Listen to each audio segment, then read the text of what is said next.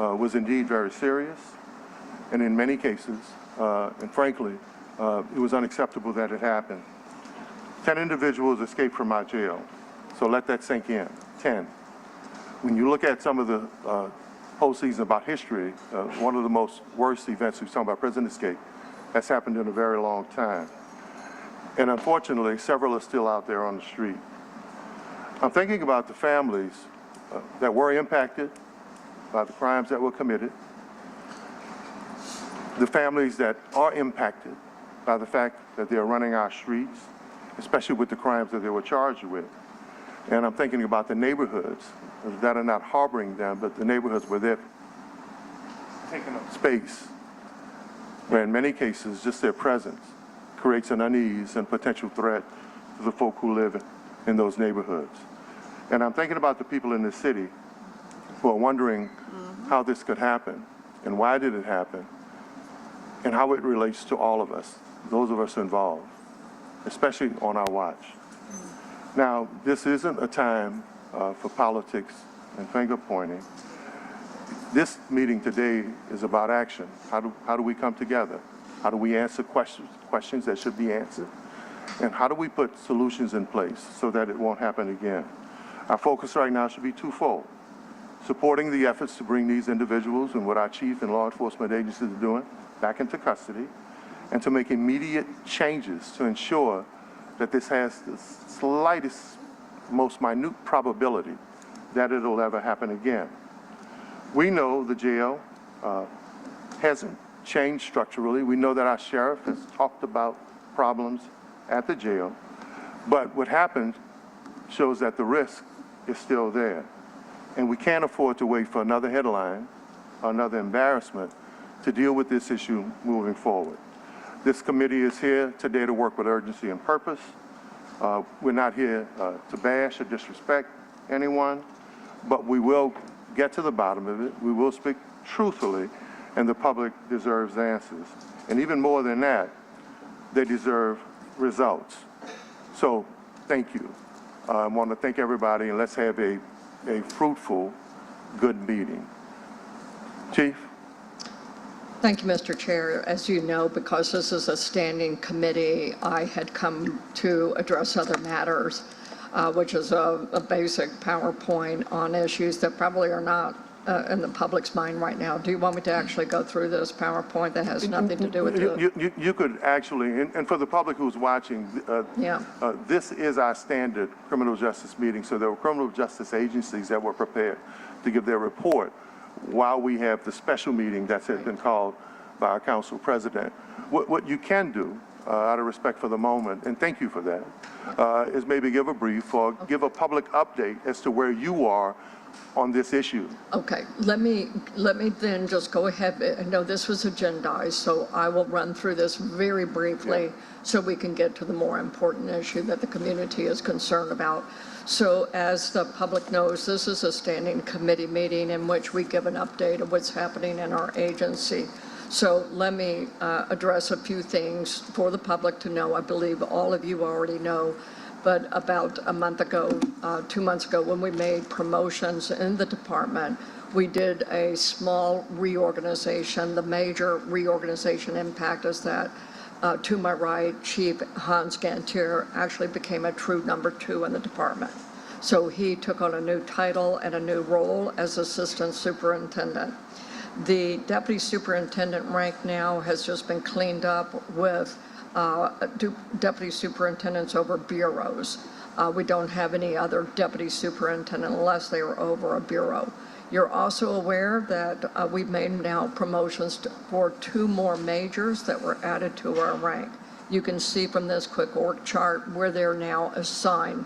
2 of the majors have been assigned to the patrol division, which we call FOB, and 1 of the majors has now been reassigned to the investigative unit. Then we have, we're going to come back to the escape issue. Let me just jump to the updates.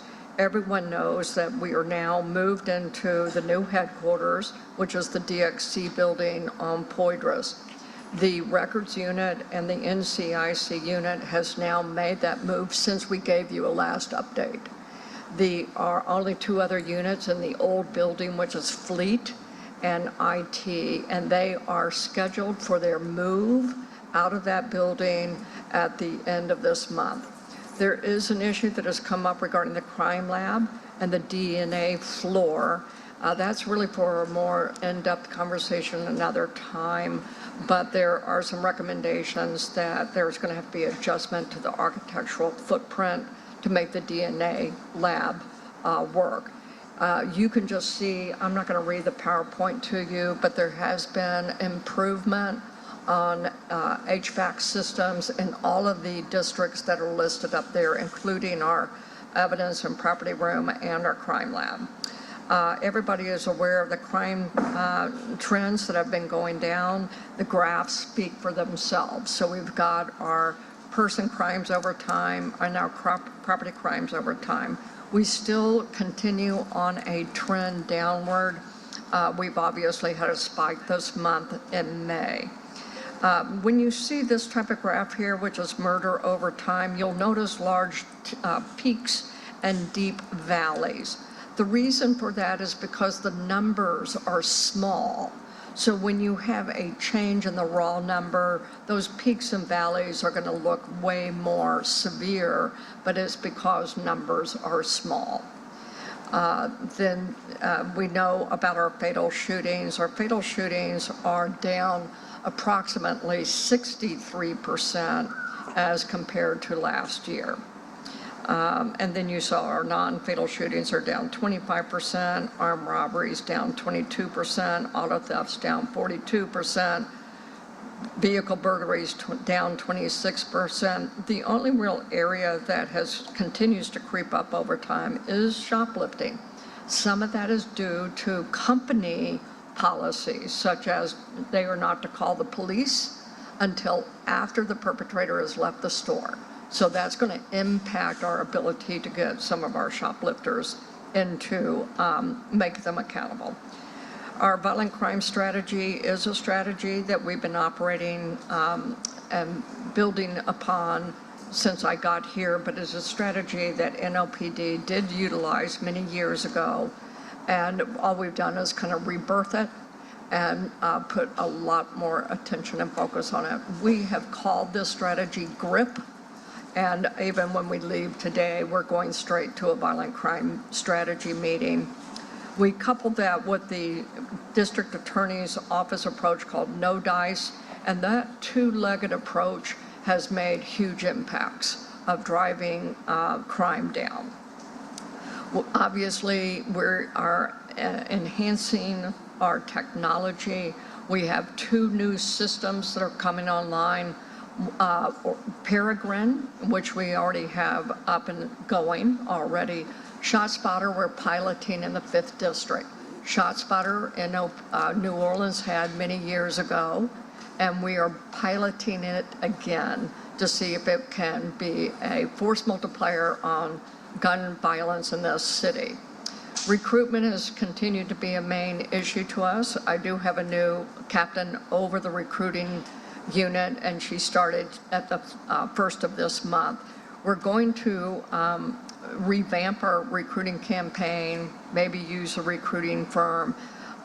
Regardless, we're seeing some improvement. We do have about 45 plus recruits in training right now. That would be an add-on to our right now complement of around 900 officers, and everyone knows the goal is 1,200 sworn officers.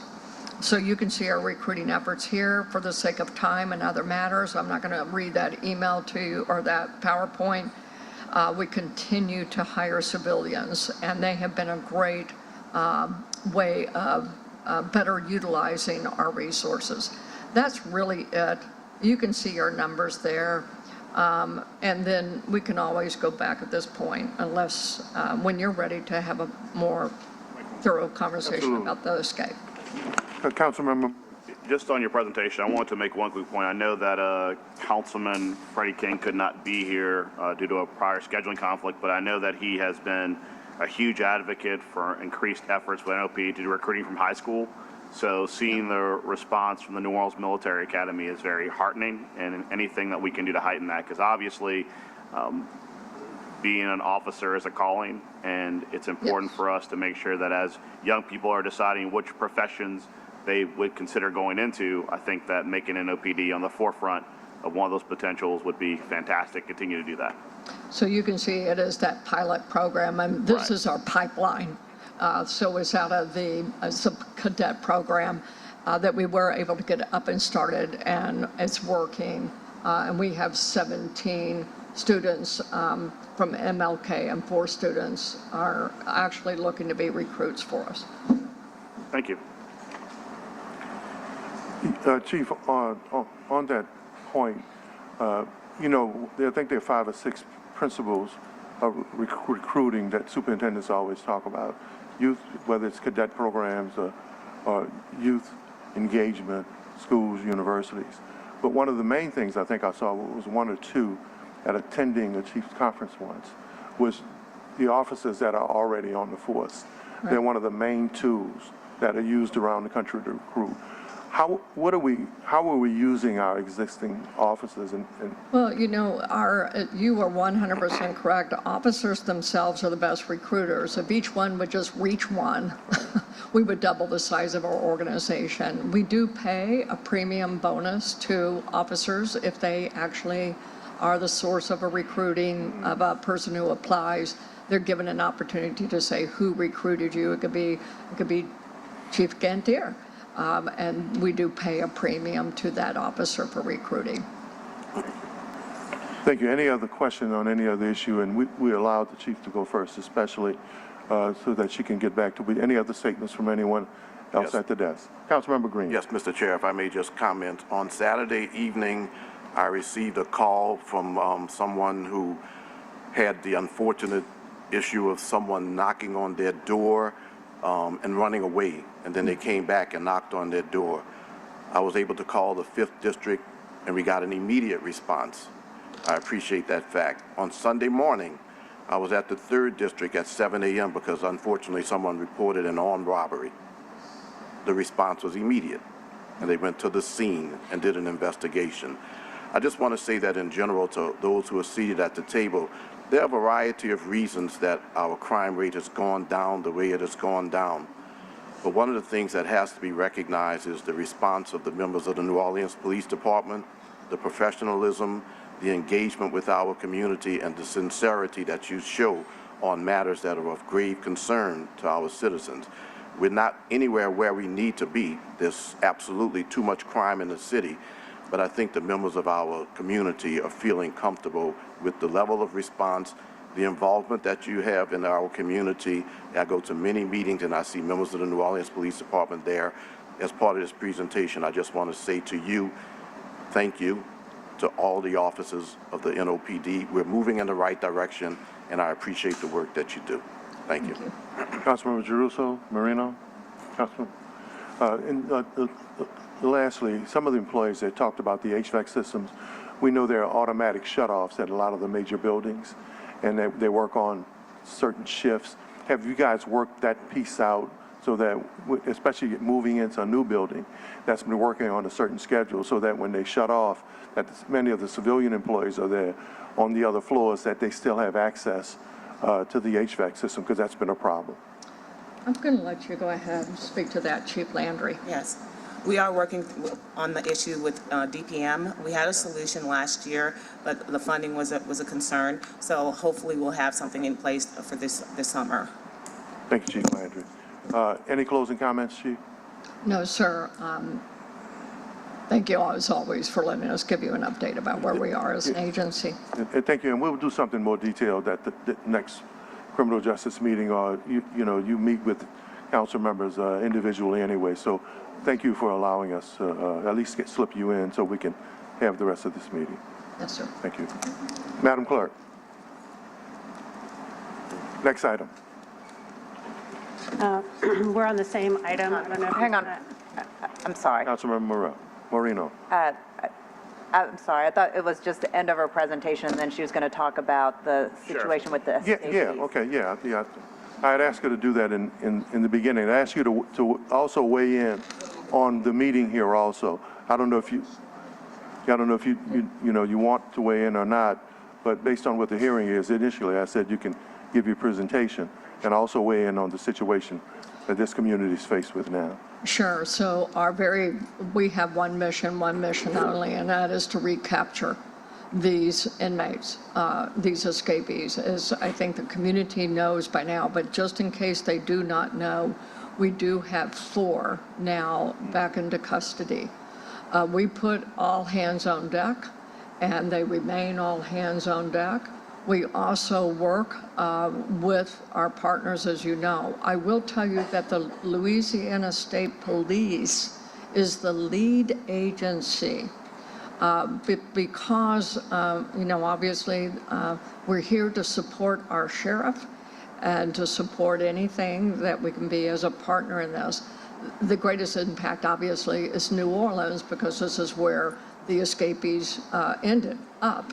And all 4 escapees that we've recaptured have been within the city limits. So, of course, NOPD is probably the most impacted of the law enforcement agencies, because they're still within, most of them that we believe are still within the city limits.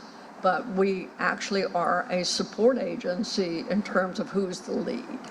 And if you could explain to the public, given this is your jurisdiction, why is the state agency taking the lead on a city issue? Sure. So the situation is that the jail is the sheriff's. It's not a city jail. So it's not the New Orleans police jail. It is a sheriff's parish jail.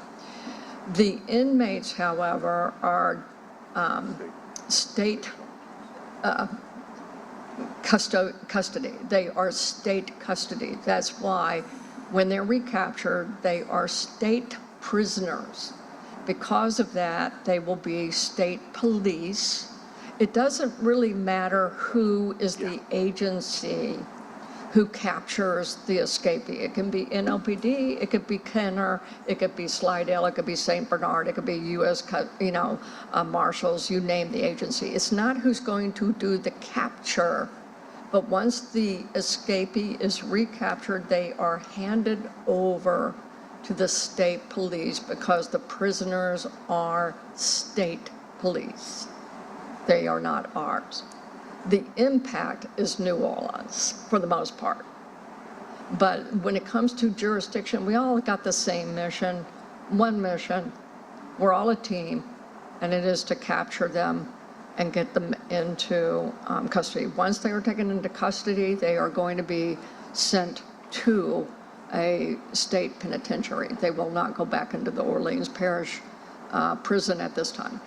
Councilmember Yeah, I've 2 very specific questions. The first is, when was NOPD notified of the escape?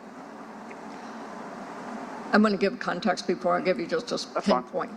The couple of the chiefs, about 4 of us, were in my office having a meeting about a different matter. A captain called us. A captain said that he had heard through the Fusion Center that there had been escapees. And did we know about it? None of us knew. We quickly kind of looked at each other and said, let's verify this. One of the other chiefs picked up the phone and said, well, it's in the media. So it was at this time that we were notified, but we were notified through our captain. And do you know what time roughly that was? It was around 10:30. Around 10:30? Okay. And so you, as superintendent, were not directly communicated with by the sheriff that there was an escape? I directly made a telephone call, and the sheriff did take my call. After you found out through the Yes, captain? I called immediately. I did 3 things immediately. Once that was confirmed, I believe Chief Gantier tried to call Chief Goodley. I immediately asked for our PIO director, Reese Harper, Officer Harper, to come to my office, because I wanted to get in front of the media as soon as possible to notify the community. I also made an immediate call to the mayor. She took the call as well, picked up immediately. So within the first 5 minutes, we were having this rolling out and calling the sheriff at the same time. She took my call, confirmed, and we just said, okay, well, we want to get this going, and we're here to help. Well, I asked that because, as you know, when it comes to the rearrest of someone who has left the sheriff's campus, it is imperative that post-certified officers who have that arresting authority be involved in that. And the amount of post-certified officers at your disposal versus the sheriff's disposal is a significant magnitude. So I think it's concerning. I appreciate that she took your call, but I also am a little concerned that you didn't get a call. I think that's something we'll address when she comes up. Mm-hmm. I do think also, additionally, I want to get kind of your impression. Obviously, LSP is the lead agency on this case. They've been a partner with Troop NOLA. In your estimation, has having the state agency here in any way impeded your efforts to coordinate with all the local authorities and local organizations to have this pursuit take place? Not at all. Okay. We have been very good partners. We're going to continue to be very good partners, and so there's not been an impediment in any kind of way. If anything, it's been a very, very effective and good partnership. Okay, that's all my questions. Yeah. Councilman Thomas, after the NOPD is done, I have the LSP statement, but I'll do that before the sheriff comes up. Thank you. We're trying to get these monitors up. I know. Log out. They're not, yeah, I'll so, get somebody to do it for you. yeah, it's a whole new world. Councilmember Marino. Thank you. Chief, there's been questions about witnesses, victims out there. Who is coordinating efforts to try to ensure that there's protection for victims and witnesses? Well, for those who are in our jurisdiction, we also pretty quickly recognize the safety risk to specific people, victims, witnesses, judges, things like that. So things that were within our jurisdiction, we try to be very proactive. Even as you know, on Friday, we were very proactive about we were going to have patrol cars at our schools. We wanted to be sure our children and our parents knew that we were there. I mean, things like that. So anything within our jurisdiction that we had some control over, we just did it. And then we are talking with each other. Sheriff's office is talking with us. Everybody's talking together. So if something is within our area, we're trying to take the lead to do the call and the knock on the door. And we've moved some people for their safety. We've helped them with that. The constable stepped up to say he could take care of helping the judges who were concerned. So we're very much a team in this. Well, I just want to, really thank you for the level of work and coordination that your department has really demonstrated. I was at the Unified Command Center over the weekend and certainly saw your leadership and your officers there. When it came to, obviously you all communicating with the public, I know Reese was on top of it. You guys were on social media. What was the coordination with NOLA Ready? And I see Colin here. Tell me about the steps that NOLA Ready took, because we didn't see that NOLA Ready alert until later in the afternoon. So while you all, the NOPD and law enforcement was out there saying things as soon as you found out, what was the coordination with NOLA Ready? Thank you for the question. We found out at NOLA Ready at about 2 p.m. My public information officer then got with NOPD's public information officer, also tried to call sheriff's public information, did not call back. As soon as we had a conversation with NOPD about whether or not an alert at that point, given the time frame that had passed and the extensive media coverage that was ongoing, NOPD indicated that they still believe there would be a value in sending out that message, and we sent out that message. And then further, we've determined that as any new information comes about, including arrests and any other information that the public needs to know, that we'll send those out immediately. So Homeland Security, NOLA Ready hadn't seen any of the media alerts or anything coming in around 11:30? I can't speak for everyone in the office. I am working with my team right now. My indication is no. I will say that these last 2 weeks and the next 2 weeks are part of the busiest part of our year with getting ready for hurricane season.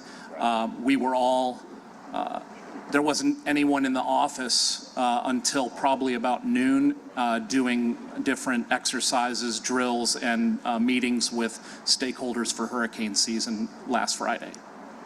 Yeah, I think, this is probably another opportunity for when there are this level of public safety emergencies to do a coordinated approach that, that NOLA Ready, Homeland Security is part of, getting the word out. If we're getting word out to other law enforcement agencies, media, things like that, to include Homeland Security and NOLA Ready. Okay, thank you. Thank you. Chief, what's the role of the Criminal Justice Coordinating Council? That whole Sandy Krasnoff Coordinating Council, I think that every part of the criminal justice system is a part of. Is there a role in coordinating in terms of response, emergencies, working together? Those things aren't discussed? Well, that is headed by Commissioner Tanisha Stevens, and so the role there is really more almost administrative in terms of grant coordination of the criminal justice system, what would be available for us, over a lot of attention over juvenile justice issues, things of that nature. Not necessarily a strategic player, roll out responses that are operational on the ground. No, I just asked that because I remember early on, several years ago, the question was about coordination. Sure. And in many cases, the lack of coordination amongst our criminal justice system, that sometimes it was like a Laurel Hardy movie, who's on first, right? And one of the things the DA and the police department and systems judges talked about was notifications, communication, being able to log in to find out who, what, where, when, and how. So it would seem to me like this would be part of that should have, when you talk about coordinating, just like you want to coordinate daily activities, you definitely want to be coordinated in an emergency. So maybe this is another role, something that could be added, because why I call it a coordinating agency, a system, a committee, if it's not coordinated. So maybe this is just another thing maybe we could take a look at moving forward, because several years ago, each talked about being able to log into the system to find out what was going on in case something was happening. If I may, for the public who may not have context, that is not an NOPD unit or division. That is a city separate division, if you will, or department. And so sometimes people think NOPD has all of those kind of functions when we're actually not under the same umbrella in terms of it's not New Orleans Police. Okay, that's the different branches of the system sitting at the table. Right, it's a city unit, if you will. Thank you. Anything else for Chief? Councilmember Giarrusso? I'm sorry. I was going to ask very quickly, and I don't know if it's at this table, Chief and Colin, you discussed the Fusion Center, the communication coming from them. If something goes to the Fusion Center, how does that get dispersed? So, for example, if Colin doesn't hear back, it would seem like the Fusion Center should then be distributing to all the partners so they would know. So the Fusion Center is actually a separate entity as well. It's an independent entity. It is housed in Baton Rouge, and it's a state all crimes center where it doesn't matter what agency or city or town or in the state of Louisiana, they can feed into one hub called the Fusion Center information about armed robbery that maybe occurred in Bogalusa. It could be about a series of carjackings in Slidell or whatever, and they can feed that information into the hub and through the center called a Fusion Center, and then that team of analysts sends that information out broadly to law enforcement around the state. So all the law enforcement agencies get that information. So in this particular situation, of course, they're going to feed the information about the escape and the escapees into the Fusion Center, and that will be disseminated throughout the state. And most every state in our nation has a Fusion Center. And then from fusion center to fusion center, the information is pushed out around the country.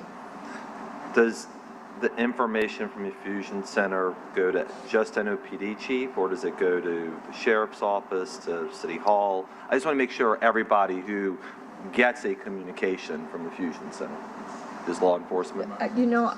Different fusion centers are different in every state, so I'm going to let our chief, who may know, I was the executive director of the fusion center in the state of Washington, but it may operate a little bit differently than Louisiana's. So go ahead. So every agency has a representative in the Fusion Center, and that representative usually is the person that will reach out to their different agencies for anything that's important to know, such as we had an escapee. That representative kind of like let our captain, who's familiar with the Fusion Center, who used to work there prior to being promoted to captain, that's who they reached out to, and that captain reached out to us. Right? Yep. Every agency has a representative at the Fusion Center to be able to relay that sort of information. Yeah, I also want to clarify, because I know everybody kind of fact checks things. I was the chief of police who was assigned not as an employee to the Fusion Center. I was the representative of the police chiefs to the Fusion Center. So I want to make sure there's a understanding. I was not an employee. I was the executive chair as a representative to the Fusion Center in the state of Washington. Thank you. Councilmember Morrell. Could I add one thing to this last question? Colin. My office was not notified by the Fusion Center. One of the things that I think we should look at is that when it is a law enforcement specific operation, it goes to dedicated law enforcement agencies. My agency is not a law enforcement agency. We have great communication with Fusion Center on weather and on special events and other things. However, in this situation, it probably went directly only to certified law enforcement. But Colin, are you part of the Krasnoff Coordinating Committee? No. You're not part of that. That's why I'm saying I asked the question, because at some point maybe we need to rethink what communication and coordination is, especially since several years ago, several of the agencies talked about how to better communicate and disseminate information amongst each other. So it's time to maybe get back to the drawing board and kind of rethink how that works. Councilmember Morrell. Yeah, just before you go, Chief, I wanted to read, so I asked specifically of LSP the timeline question, and I think it actually kind of dovetails nicely with what your notification was. This is from Captain Russell Graham, who is the Public Affairs Commander for LSP. Louisiana State Police was informed of the prison escape at 10:03 a.m. on Friday, March 16th, 2025. Troop NOLA, the Fugitive Apprehension Unit, LSP Fusion Center, SWAT, air support, and several sections within the Bureau of Investigation were immediately employed. LSP was also in contact with our local, state, and federal partners. Troop NOLA mobilized within minutes, actively searching and pursuing leads. Within hours, LSP would eventually deploy over 200 troops in various roles to work alongside more than a dozen of partner agencies. LSP has assumed the lead on the fugitive apprehension aspect of this investigation, and efforts up to this point have been successful due to the massive support of our partner agencies, public input, and Crime Stopper tips. So, to your point, LSP found out at 10:03. Your captain found out in the Fusion Center around the same window. So, the reason why I'm asking everybody when they heard is we're trying to establish the timeline of when this was disseminated in a way that other agencies could act. So I appreciate all of your comments. I know you're with OPCD, correct? So the reason why I'd asked OPCD to be here is part of the challenge is that when you have that delay in time and delay in tips, I'm assuming that you guys weren't given notice, nor did you receive any tips or any calls from anyone regarding the fugitive escape up to that point, right? No, we didn't. Okay. We received media, information from the media around 10:30. Okay. It's just because when we talk about, to Councilman Thomas's point, when all the agencies have the information in front of them, when you have groups like Colin giving information to push out to the public typically uses what they have on hand before you have tip lines established, before everything else. The moment the public is aware that there is a break, they're going to call 911, they're going to call 311, and they're going to say, I saw somebody doing something suspicious. Because the public as a whole, when they are aware of a problem, they're not going to take the time to educate themselves on what's the tip line.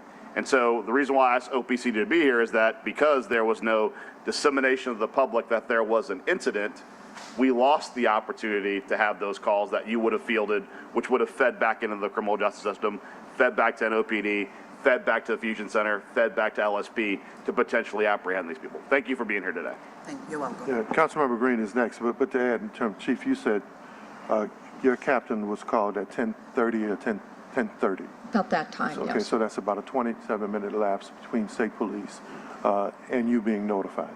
Okay, just to kind of go along with what's being said right now. Right. And Okay. he just called to say, had we heard? Gotcha. And that he'd gotten the information through the Fusion Center. Okay, Councilmember Green. Chief, your officers are right now involved with a very involved process of trying to find those who have escaped from prison. Also, sheriff's officers and state police are out there in large numbers. In some instances, it's likely that they've been separated from other things that they could be doing. I'm going to ask you to be a bit redundant. Could you speak to those, especially in light of the fact that the fourth person who was captured today was captured in a home, at a house?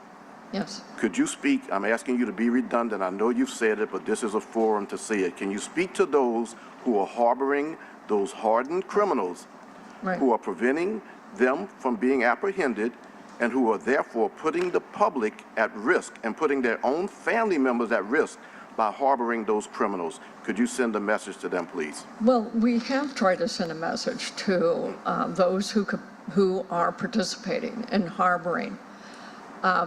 It's not too late to change course. If you will work with us, we will work with you, obviously. We do not want anyone hurt. And we don't particularly want them hurt. We don't want the escapees hurt. We don't want our officers hurt. No one. It can be done if they have participating because they're scared. You can change course. You can let us know, and we can help you. But I will tell you, if they participate willfully and knowingly, they are going to be charged with serious felonies. They're going to spend time because we're going to find them. We will find these escapees. We will find those who helped. So again, we would rather you change course, and you can, but we don't want anyone harmed. Please call Crime Stoppers if you want to anonymously report. Get the word to us, but Crime Stoppers is 504-822-1111. There is $20,000 for each escapee, and that's cash, folks. We don't need your name. We just want your information.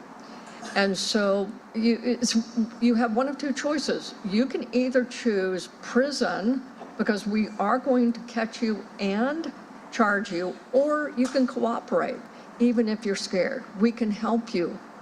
They can change course. For those who are the escapee, you are going to be taken into custody. So let's just do it now. And let's do it in a way where no one has to get hurt, and let's get going on with those. But, you know, the good Lord knows where they're hiding, and we're going to find out where that is too pretty soon. Thank you. It's important to emphasize that people can report anonymously, but that eventually they're going to get caught. And at the end of the day, there are going to be severe penalties for those who harbor those who are out there right now who have escaped. Those are very dangerous individuals. They're accused of murder. They're accused of strangulation and the like. They are not people to live in your home while you think that this is going to go down, that this is going to pass over. It's not going to pass over. You're going to find them. Right. Thank you. Councilmember Moreno. Sorry, just a quick follow-up. So kind of a technical question, and I'm assuming that around 10 o'clock when you received notice that there were these escapees, that you all then received mugshots, information on the suspects. Is that how it went down? We did, you know, of course, ask for all that information. And that was it takes 10:30, time. correct? 'Cause you About said- 10:30. Okay. We, of course, that's one of the very first things we're going to want. Who is escaped? What are they looking like? Let's get the word out to the public as soon as possible. You know, the public is a partnership in this as well. And so the actual operations side of how we got the information, we're going to get it, but the sheriff's cooperating, y'all. Don't give her the impression that she didn't. It takes time for them to get all that data put together and get it out. So she got it to us as soon as we could. I don't know, Chief, if he's more into the operations down into that type of, go ahead, Chief, if you know how that rolled out. As soon as we received the information, we disseminated it to all our district captains, all our bureaus, and also we activated our violent offender warrant squad, which are the experts in finding fugitives. So one of the things that we did was immediately handle that. Our But did you district. get all of the mugshots and information right at 10:30ish? No, we No. did not. That's something they were still being worked on, and we finally got it. I believe our PIO contacted theirs, and we were able to get that information out. And as soon as we received it, we sent that out in an email as well to our Yeah. folks. Because I'm trying to figure out, so you find out at 10:30, it's hard to go find somebody that you don't know what they look like and who they are. That's correct. So if you get the information, if you get notice at 10:30, I'm just trying to figure out what was the time lapse before you actually knew who you were out there looking for? I think to answer that, I think I did a presser around 11, about 11:20, I think. Just because it took time to get media to the office. I know they were already over at the sheriff's office. By then, I think we had a full list name. I believe we had a full list of the names at that. Did you have the mugshot so you could see what they, I really if you can't saw them tell out you in public? off the top of my head, Councilwoman Moreno. I know that they were collecting all that information. I think we had names, is my understanding. Because from what I recall, I don't think that the mug shots, so that people, if they were driving and saw someone or out and about, I don't think that those were released to the public until around 1:30. Could be. But I would have just assumed that law enforcement would have had all of that information by much, much, much earlier, like as soon as you received notice. But you're telling me that's not the case. No, we got the call at 10:30. That takes a little while for us to kind of get all that information coordinated. But I know the sheriff got it to us as soon as she could. And we just began operationalizing exactly what we needed. I wanted to get information out to the public before I even had necessarily names yet, because I think they needed to know. And the mayor and the judge, the sheriff was out there before I was giving that information out. So, we were trying to get the information out to the public. Got it. Okay. Thank you, Mr. Chair. Thank you, Chief. We have one card that was filled out for this section of the agenda, Ms. Renata Collins. Good morning. My name is Renata Collins morning. at 3701 Conti Street. I've been sitting here listening to everything that's going on. First, I want to say thank you guys for all the efforts that you've been putting in place. As a community person that lives here in the city of New Orleans, I think about the disconnect that we experience. And I think that what could have been put in place and should be put in place, and if you guys haven't considered, is something like an Amber Alert. Because had I not got the call from my uncle who said, hey, go into your office and lock the door, I would have never been made aware of what was going on. But I know that when children are abducted and things of that nature, we can utilize cell phones like we use for hurricanes and tornadoes and all those things. Maybe we need to consider having an Amber Alert, not just between us, but through even your department too, so that we can have a more speedy and fast recovery. Because our safety is totally important. The next thing I question is do some of the partnerships that we do have, like with the Louisiana State Police Department and everyone else, is it making us too soft that we're not being aware of what we're doing and our total responsibility as law enforcement? So I don't want us to not have a unity, but I yet don't hear the full thing of unity in everything. So as we build our city and become more vigilant of what's happening, I think that sometimes we have to remove who's responsible and take up on the charge of saying, I am responsible, no matter what my position may pay for, because the community is at stake, I will step up, even if it's not within the range. But so thank you for your time, and I hope I said something that could really be impactful so that we can have a better response. Thank you. The next speaker is, and guys, this is on this issue with the New Orleans Police Department. The chief has just been willing to weigh in on the other issue because we asked her to. Ricky Peterson? Before Ms. Peterson comes up, I just Yeah. want to make the public aware, Granicus is going in and out currently. If you're watching on Granicus, please go to the YouTube channel, which is not having issues going in and out. So if you're watching on Granicus, please go to the YouTube channel because Granicus is having issues today. No, Ms. Peterson, you filled out for the 4, so I'll wait and I'll call you back up. Okay, thank you. Any other questions from council members? Any online comments? On the police department? No, sir. Okay, no online comments. Chief, any closing comments? Any closing comments from you? I just want our community to not panic. We want you to be vigilant. We want you to be mindful. We want you to be a partner to us. And we really are working as a team. I can speak for NOPD. NOPD immediately stood up, and we are here to support our other law enforcement agencies as we all try to catch these people. Thank you. Thank you, Chief. Thank you. Thank you. Thank you. Madam Clerk, next item on the agenda. Same item, Bishop. We're on the Same same item. item. I don't know if you would Okay. like to invite the sheriff's office up.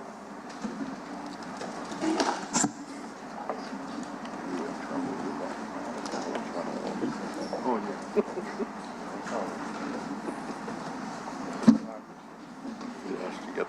She gets a chance, I guess.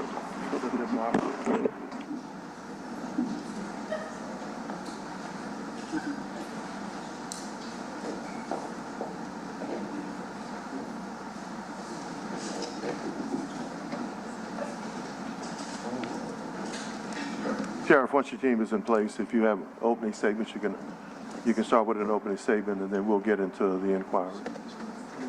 Thank you, Councilmember. I do.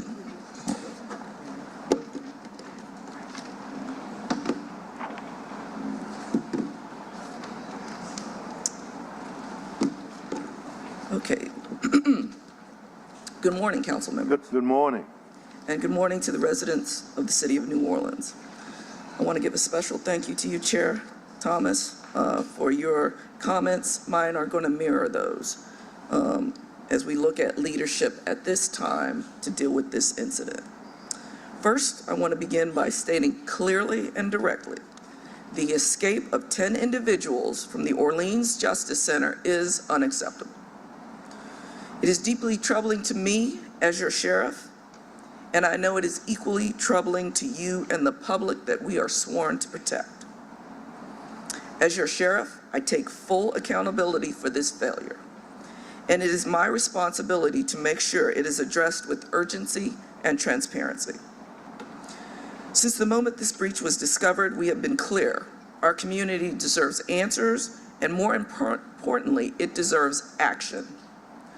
We initiated a full facility lockdown and activated a coordinated response with the U.S. Marshals Task Force. That task force also includes our partners at the New Orleans Police Department, Louisiana State Police, federal authorities, and many others, including our surrounding sheriffs. More than 200 law enforcement officers have been engaged in this manhunt. As of this morning, 4 escapees have been apprehended, and we are aggressively pursuing leads on the remaining 6.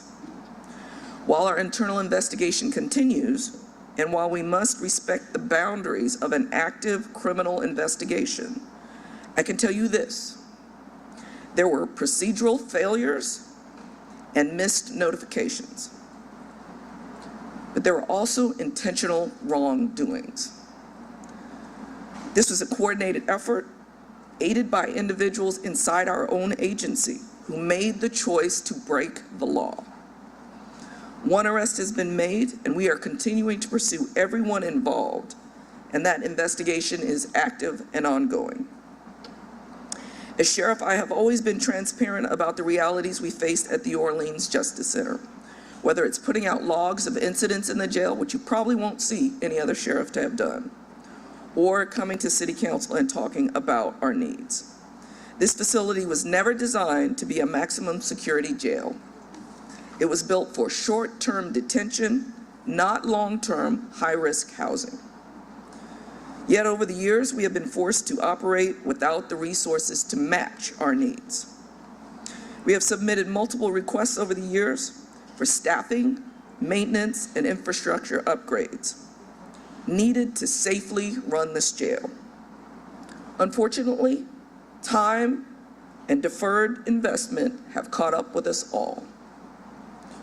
And while we continue to make improvements wherever we can, the current moment clearly shows that patchwork fixes are not enough. As part of our corrective action plan, several OPSO employees have already been suspended without pay. More disciplinary actions are under review, and we are also fully cooperating with the Attorney General's independent investigation, and we have provided full access to all records, surveillance footage, and internal documentation. We are committed to transparency and accountability at every level. But let me also be clear. What happened does not reflect the vast majority of dedicated staff who report to work each day to do a tough job with integrity and a commitment to safety. But it is a signal that deeper structural and systemic changes are overdue, and they require the partnership of all levels of leadership and stakeholders committed to public safety. This is a difficult moment, but it's also an opportunity. We are working around the clock to resolve this crisis, to restore order, and to rebuild trust. Thank you for your time and questions and commitment to public safety. I look forward to our partnership. I'm going to turn this over. I'm here up today with Chief Jay Mallett, who's our Chief of Corrections, and our Chief Financial Officer, Bianca Brown, to provide some additional information. And then I have a brief closing before we finish. Sheriff, I think the table has been set, especially in terms of how we start. And it seems like everyone's kind of concentrated on this area around notification, communication, and timeline. And we've heard from council members, we've heard the concern from someone in the community about notification and communication. We heard from our police chief. From you, walk us through the exact timeline. And just to kind of set the table, I think it'll set the table for the other discussions. And when was the breach discovered? Which OPSO officer discovered it? And what happened immediately after that? Councilmember, I have to ask for your discretion here, but we need, Chief Mallett is going to go through that. Okay. You can ask me any questions afterward about that, but we're going to provide some timeline of the events as the investigation is ongoing. Good morning, Council.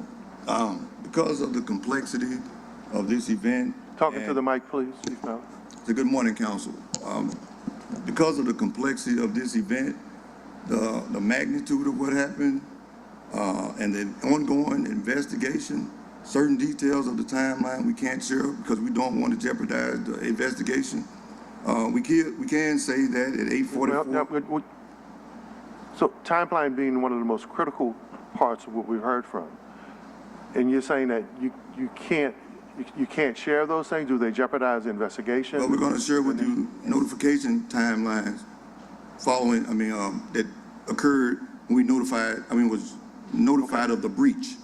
Okay. Yeah, we're notifying of what we know happened. Okay. There's still more investigation to come. Yeah, so I want to start by saying when the breach occurred at 8:44, the institutional count did not clear, in which case standard protocol at any jail, correctional, institutional, penal environment, that you initiate a lockdown, second, subsequent, third, or fourth count. At 8:47, we identified that a couple of individuals were missing. We didn't want to not canvass the entire facility.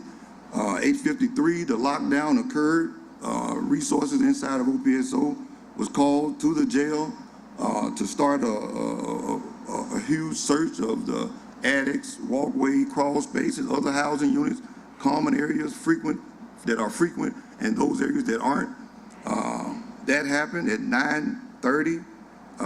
Our task force officer assigned to U.S. Marshal Services made contact with his supervisor there to notify them of a possible escape.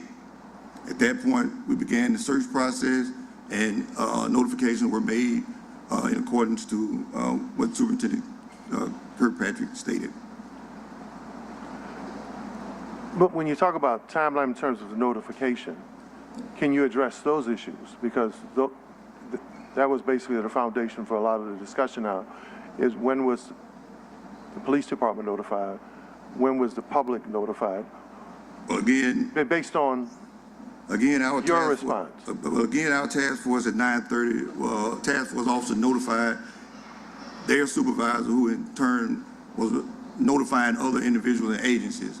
We were actually inside the jail, continuously looking for these individuals, making sure custody, care, and control was taking place, and I believe the sheriff actually made notification and contact at 10:38. Councilmember Moreno, then Councilmember Morrell. Thank you. Okay, so every day the counts happen. You said this count happened at 8:44 a.m. It was realized that at 8:44, the count hadn't cleared. The count hadn't cleared. When do the counts happen every morning? Shift change. I don't know when Shortly shift after change shift is. change, so at 6:30 p.m., 6:30 a.m., you're gonna have a roll call for staff, and then shortly thereafter, you begin a roll call for the inmate population. Okay. That count can sometimes take anywhere between 30, 45 an hour. Okay, so I'm sorry, I'm not familiar with these times. So you said at 6:30 a.m. is when shift change happens and then the count starts? The staff roll call starts at shift change at 6:30. The inmate count starts at shortly thereafter. So generally about 6:45, the inmate count begins. Okay, so if the count's supposed to start at 6:45, and you tell me it lasts usually about an hour, it seems that, was this count on this particular day on Friday late? Yes, that's why I said at 8:44, it was discovered that the count hadn't cleared, which signaled a breach. So the facility shortly thereafter went into a lockdown status to search, to canvass the area, to go into these areas that's occupied and occupied to see if anyone is in any of those areas. But it does appear that they started the count late too. No, the count was started on time. But And it took, again, like the investigation ongoing, because we are aware that there are some complexities here. There are some things, some security things that we can't really discuss without. because you see, like I don't know anything about how counts work, but if you say that roll call happens at 6:30 and then the count starts at 6:45, you tell me it lasts about an hour, you'd think around 7:45 it would be realized. That is one thing that we realized in our investigation, that notification to internally to the house, myself included, particularly the sheriff, weren't notified at 7:45 or somewhere around that area that there was a deficiency, or at least in this case, the count hadn't cleared. Okay, so then an hour later, it's realized that the count didn't clear, and then at 8:47, you said you realized that a couple people were missing. Did you realize it was 10 people at that time at 8:47? No, ma'am. We realized that there was at least 2 individuals missing. So during the lockdown, a multitude of things were happening. And again, I want to reiterate that there is an ongoing investigation. And it's a very complex investigation. This is not a normal escapement. We don't want to jeopardize or mislead or jeopardize the integrity of that investigation. But we do know that there were some lapses. We do know that there were some things that should have occurred between the time the count didn't clear. Individuals realized the count hadn't cleared and when they notified us internally. Okay, so that's the other thing too. So you're saying the countdown didn't clear. So when the countdown didn't clear, was it that the countdown was, missing in, like what you said, a couple people, or was the countdown missing 10 people, or it was just, you weren't sure? Again, it's an ongoing investigation. They realized the count hadn't cleared. That means everyone that's in the facility and outside the facility, meaning like at a hospital or anything like that, that count hadn't cleared. So then you said that now at 8:53, you went through a lockdown and a search. Correct. Did you know who exactly you were searching for, if at that time you were only looking for, I guess, a couple people? At that time, we didn't know exactly who we were searching for or the number. That's why we didn't want to put any information out further than the institution, because we had to canvass the entire facility to see who was missing. It's 1,400 people there. See who was missing and search the entire facility. It's a large complex, to make sure that they aren't still there. It was later on, after monitoring and going back and review hours and hours of surveillance, that we got a number.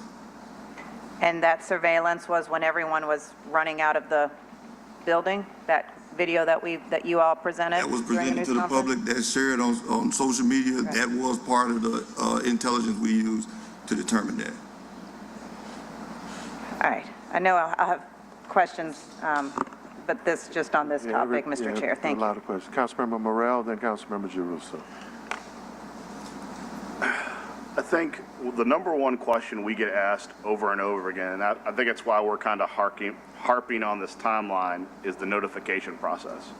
What is your notification policy regarding notification to public, notification to local law enforcement partners? Because the timeline you presented, it seems like at 9:30, the U.S. Marshals were notified.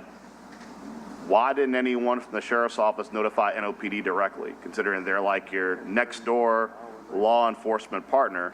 As I cited earlier, and this is no knock on this sheriff in particular, the way the Sheriff's Office is designed, the post-certified officers who can actually do fugitive search and recovery, there are far more police officers that can do that than you have available in the Sheriff's Office. So when did you directly notify NOPD, or did NOPD directly notify you first? Again, that is part of the ongoing investigation, because some of these notifications, I think the sheriff just mentioned that, were missed. Okay, that is a fair response. I guess, I mean, it's a response. I won't say it's a fair response. It's a response. I mean, I will tell you that when I talk to people in the public right now, people who are terrified, upset, and angry, it brings to mind a line that we all know very well from when we were growing up. Average foot speed over uneven ground bearing injuries is 4 miles per hour. That gives us a radius of 6 miles. I want you to search every hard target, gas station, residence, warehouse, farmhouse, hen house, outhouse, and doghouse in the area. That's from The Fugitive. I think that when people hear that potentially, let's not get into the part that's an investigation in the timeline, the 1 a.m. to 8 a.m. The delay between when your count happened versus when public notification came out is anywhere from 2 to 3 hours. That's a tremendous amount of time that expands the radius of where these people could be. And I think part of what, and I'm sure that this is something that y'all are looking at when you update your policies, but there's a substantial breach of public trust when you look at the timeline, it doesn't just cover in the New Orleans area. People walking could be in the greater New Orleans area. I mean, when I talk to some of our law enforcement partners in Jefferson Parish, St. Bernard Parish, Plaquemines Parish, St. Tammany, your radius at that point of what you knew could have been any of them. And part of the purpose of not just having the Fusion Center, but as you know, you guys, NOPD, are on a variety of different task force that cover the metropolitan area, there is a significant gut check from a lot of your law enforcement partners that not sharing information quickly exposed a whole variety of people across multiple parishes to having a lack of information to act accordingly. And I certainly understand that there is a desire to not have misinformation get out because you were still doing your counts.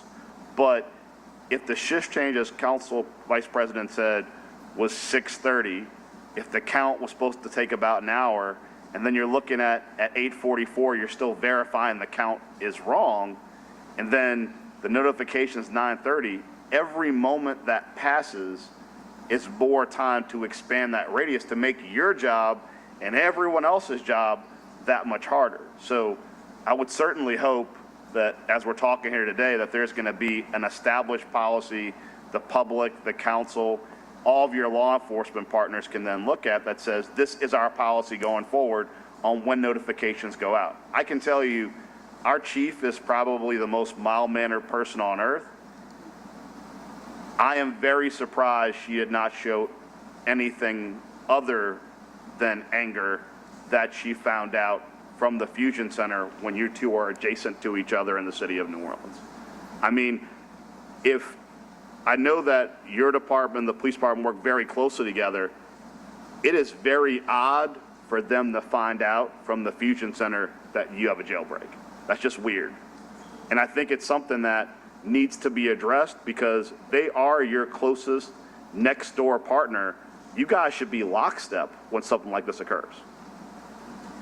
Councilmember, you can respond. And I then would like to Councilmember. address that. At the time of the incident, and when I found out really late, got to the jail, started getting intel about what was going on, it was not immediately clear that an external breach had occurred.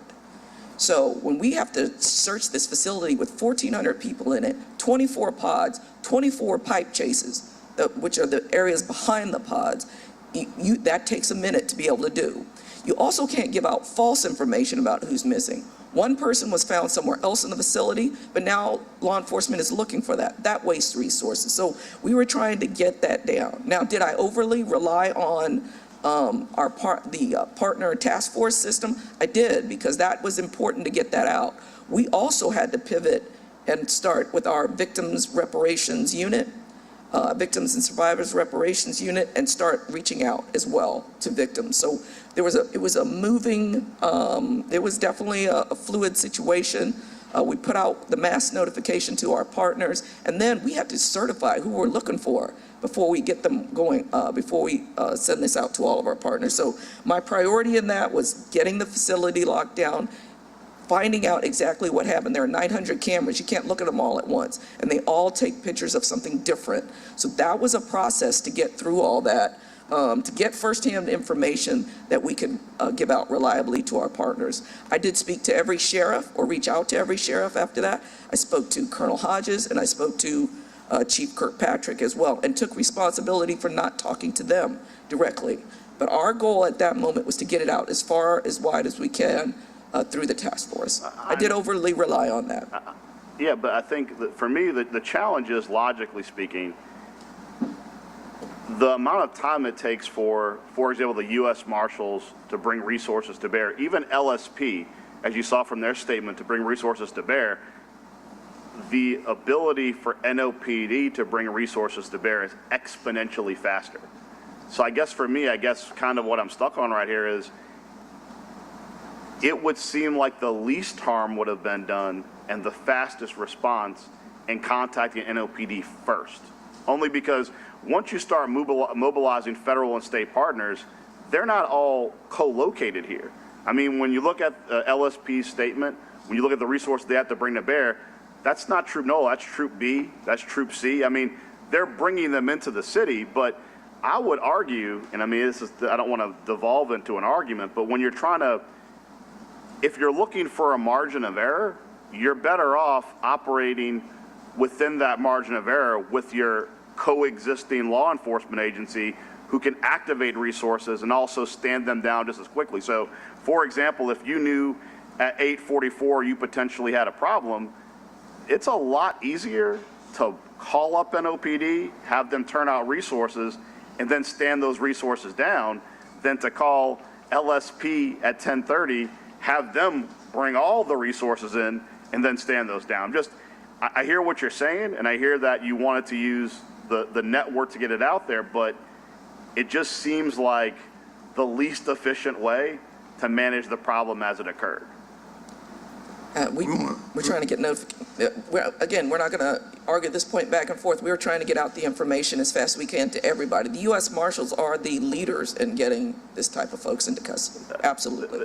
They are, but we're talking about 10 people, and we're talking, the U.S. Marshals do not, I mean, I appreciate, they are, like I said, the fugitive. They are the premier catch-em agency in the world, but you have to get them here with those resources to do it. And I mean, when they get here, and they're here now, working with all the various agencies. No, the task force is here, and all of us have people sitting on that. All agencies have people sitting on that force. That's what I'm talking about. So your position is, you told the U.S. Marshals, the federal agency, the problem, to then redisseminate to the local agencies for you?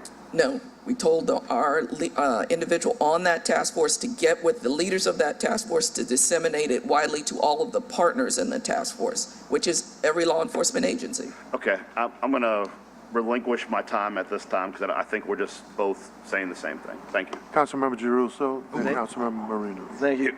Thank you, Sheriff, for your opening remarks. I wanted to note the timeline started at 8:44 or 8:43. Are we not discussing midnight to 8:43 today? Well, again, that is under investigation, and we don't want to jeopardize the investigation, but I think it's important to share with everyone that I believe we all have similar goals and priorities now, and public safety being paramount, and apprehension of these escapees, and you know, encouraging vigilance amongst the community. You know, we were prepared to talk about some of the things that we've done since this escape occurred a few days ago. And I think the sheriff has alluded to some suspensions and some arrests and the ongoing investigation. But, you know, the agency is working.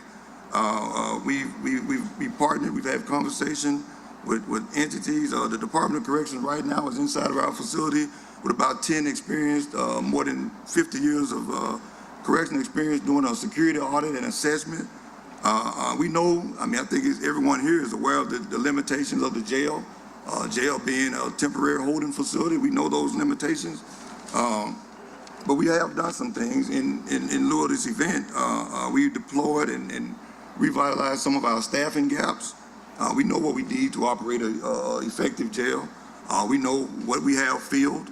We know what those vacancies are. We know what the cost associated with filling those vacancies are. We have an emergency deployment plan. We're utilizing our special response team now to do more security checks, inspections, and things within. There's a cost also associated with that. We've increased security protocols, and we're in the process now of putting a second perimeter fence up. If we're going to operate this as a max security facility, we need a double fence. We're in the process of putting that up with extra layers of razor wire in the facility. So we've taken some extreme corrective actions and measures to make sure these things doesn't happen again. And again, the facility is still on lockdown. We've limited movement. We're doing more counts. The jail standards require 1 per shift. That's the bare minimum. We see now that because of this event and the infrastructure that we have to do more of these. The sheriff mentioned that we have some employees suspended. I think we need to just go forward with what is required to harden this facility if we're going to operate with individuals staying a prolonged period of time in a temporary detention facility. Again, this is a jail. This is not a prison. Long answer for me.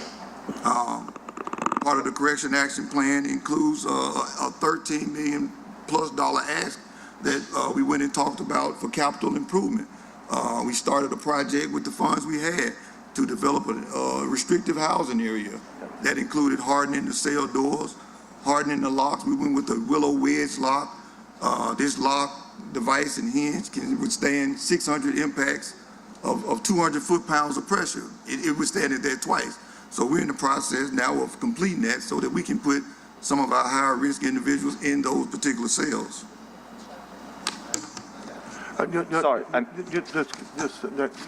So you're proposing a maximum security prison in the middle of the city of New Orleans? No, I'm proposing that we have high-risk individuals that are classified as high security, and we need to have, if they're going to stay here a long period of time, we're going to have the resources, the infrastructure, the physical plant to keep them here.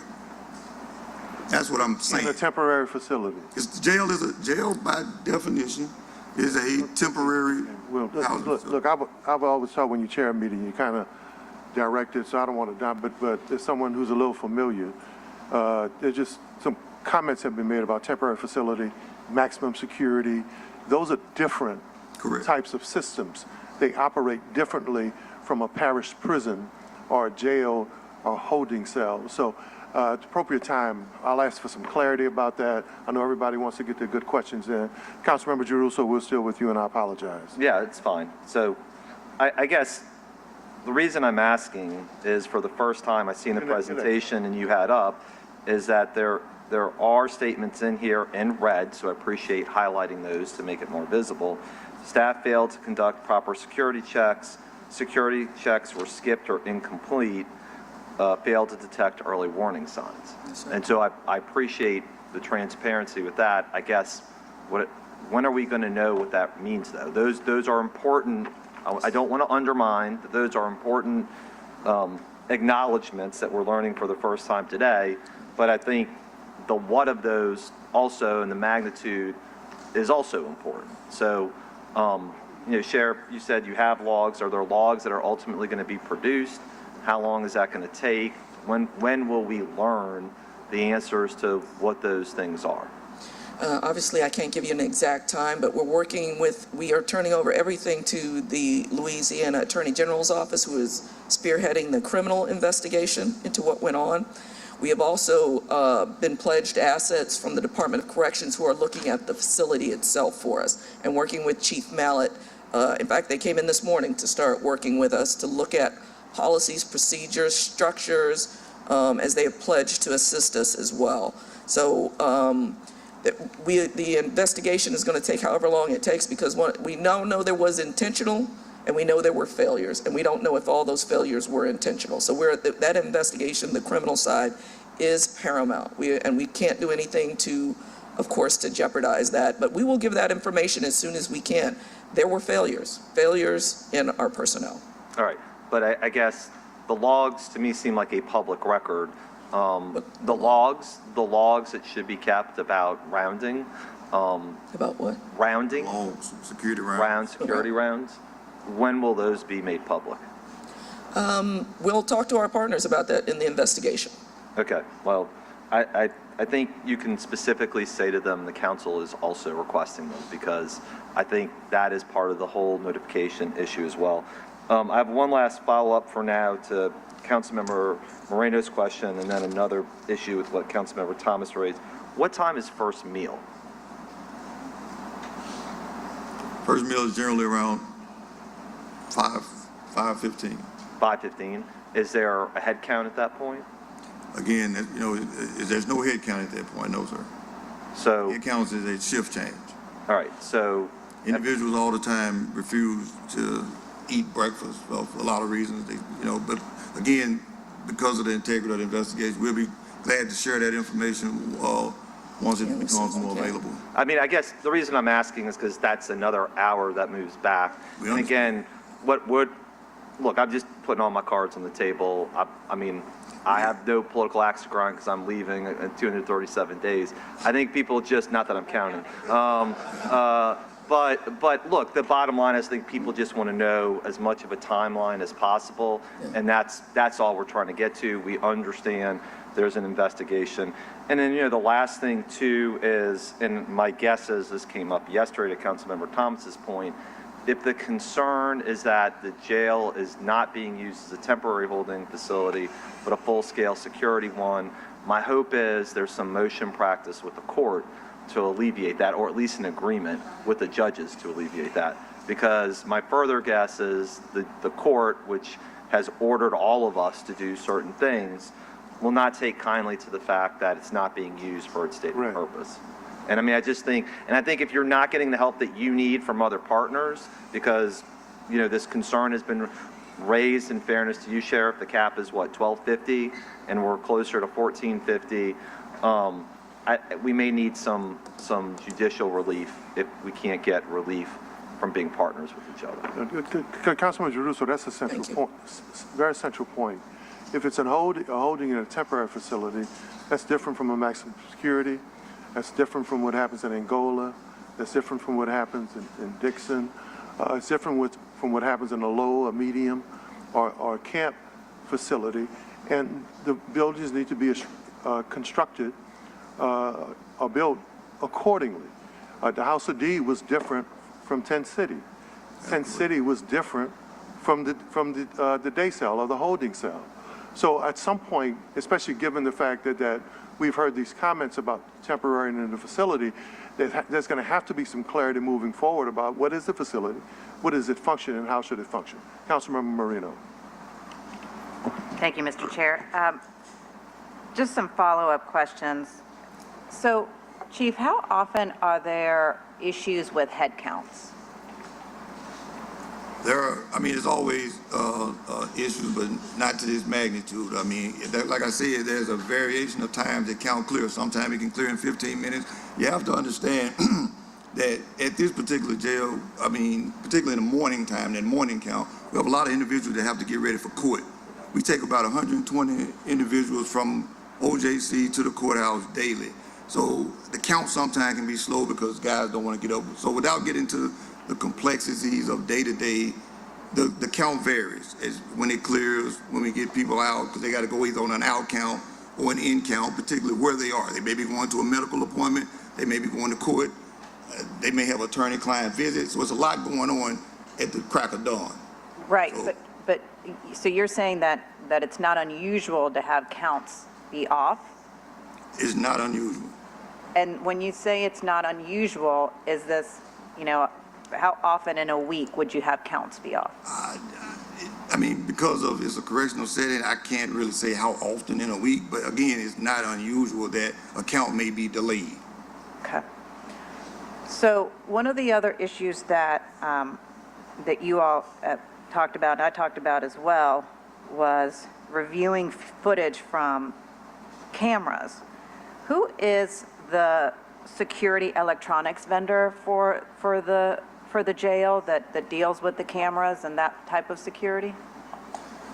I believe the cameras were put in by Cornerstone, I believe, which I don't know if they're still an operating entity. I'm not sure. Are they still operating? Okay. They're still currently operating Cornerstone.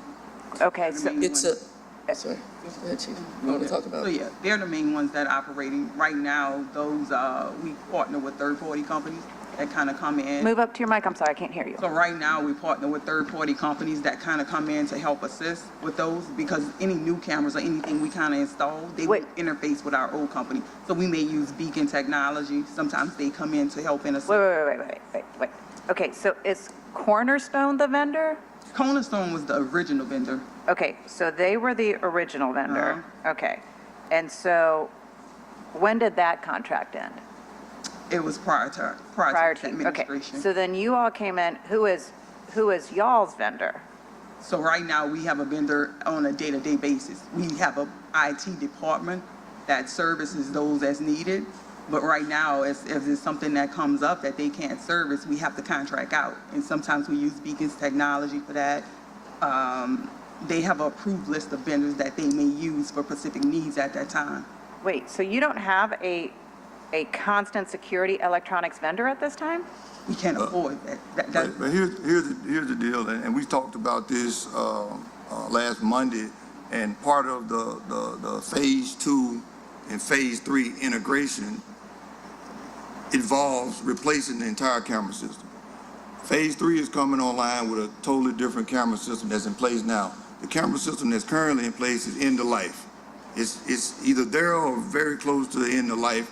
That's where that $5+ million talked about for integration between phase 3 and phase 2. So those two camera systems can be in sync and talk and have the same technology that the new phase 3 facility is going to have.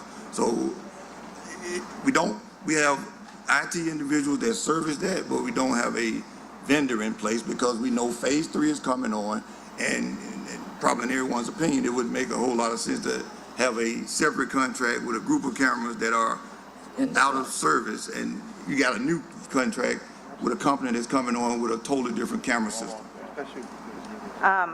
Okay, so for security electronics, when you have a vendor, they usually not only just handle the cameras, but they handle, like the door sensors and things like that. So who's the are you saying that you don't have a vendor for that at this? That's part of it. And Bianca can talk a little bit. I think that's a part of her presentation, but that's a part of that phase 2, phase 3 integration. They do take care of all of that, but that's packaged in a quote that Bianca's going to talk a little bit about. Okay, so for that footage that we've all now seen, where you have the 10 inmates running outside the facility, is there a door sensor there that would alert the command center that that door is now open?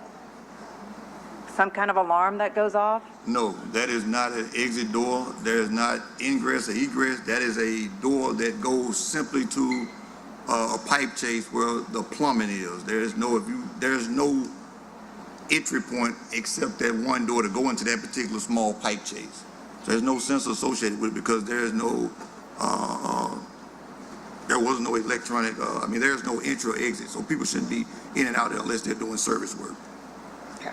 So are there, for example, like we have that ring doorbell thing, at my house, and they have all these sensors by my house that if people get near the door, are there motion sensors right outside of the facilities? So you, like at night where people are not supposed to be, like in this area, you would be able to get notified that there's that level of movement? Well, we know their technology exists, and I don't want to get into, and I'm not sure all the vulnerabilities of the facility, but there are some vulnerabilities of the facility that weren't there initially and aren't there now, and we've identified those, and that's why the Department of Correction is also coming in to point out some of these security lapses and weaknesses, but without, just exposing all of the vulnerabilities of the facility. I think what's concerning and what I'm hearing here is that like the very minimum basics are not there. The very minimum basics in technology are not there. And that to me is what's really alarming. And this is the first that I'm hearing that you all have not had this type of, security electronics vendor who would be the one updating all of these different things. Like that's incredibly concerning, that their very basic level of technology to keep the facility secure and to have an understanding when things go wrong is not there. And from what I understand, years before, it was better monitored. What about this? So if you don't have that level of technology, do you have patrols that go around at night to make sure that, nothing's happening? Again, and Bianca's going to talk about that because those acts have been made. I've been here 312 days, and I know I've been in here a few times, and those acts for this technology has been made. And I think Bianca's going to talk a little bit about that. But again, we started talking about, when we're talking about patrols, to Councilman Green's comment, you start talking about patrols at max security type facilities. You also start talking about double layer fencing. But there used to be a patrol that during the evening hours, overnight, we still have that. And that was happening that night? Yes, ma'am. And again, we don't want to point out too many vulnerabilities of the physical plan and the perimeter security. But I don't think that's pointing out a vulnerability. I think that's pointing out a deterrent. It kind of is. Don't leave because we do have people patrolling around the facility. We have people, we have cameras. The building was built the way it was built, and that's what we've been dealing with, and we've been sounding the alarm about that. And if we're able to finish our presentation, we'll be able to talk about what we've asked for specifically, including the Monday before this occurred. We'd love to be able to talk to you in more detail about that. Councilman Moreno, I just want to clear up your question that you had about not having a technology company on staff. We have the staffing that are familiar, they're familiar with this. They have the certifications, they know how to operate and perform on these systems when they go down. We don't have a company on hand. If it's something that comes outside of their scope, we contract a company to come. And that's on an as-needed basis. But these individuals that we employed within this department, they have the capability and the skills that to fulfill that. Yeah, we do too. We have IT systems at City Hall. Everybody's got that. Every business has that. I get that. But who is the company that's doing the upgrades and making sure that that you're high tech? That hasn't happened. That's why we're saying with the new security assessment coming online, our system will fail in the next couple of years. We had an assessment done because Phase 3 is coming online. That assessment outlines that the current system in place, it will fail within the next 2 years. That's end of life. Yeah, it's gone, the life. So that's what happened. The system hasn't had the upgrades. It hasn't had the proper maintenance and things that it needs to stay in compliance and be able to do all of this. It's just at the end of its life. Yeah, so what was the decision not to keep Cornerstone? Cornerstone is still the vendor. The original vendor, I believe, had... I think that's who you said was the original vendor. Yeah, so Cornerstone bought that vendor, the vendor that originally installed that in place. So Cornerstone is currently working on the Phase 3 project. They're working on Phase 3, and they're the one who did the assessment to tell us what's needed and what's not needed in the condition of this current security system that we currently have, and how it's failing and how it won't be able to interface with the current Phase 3 that's coming online.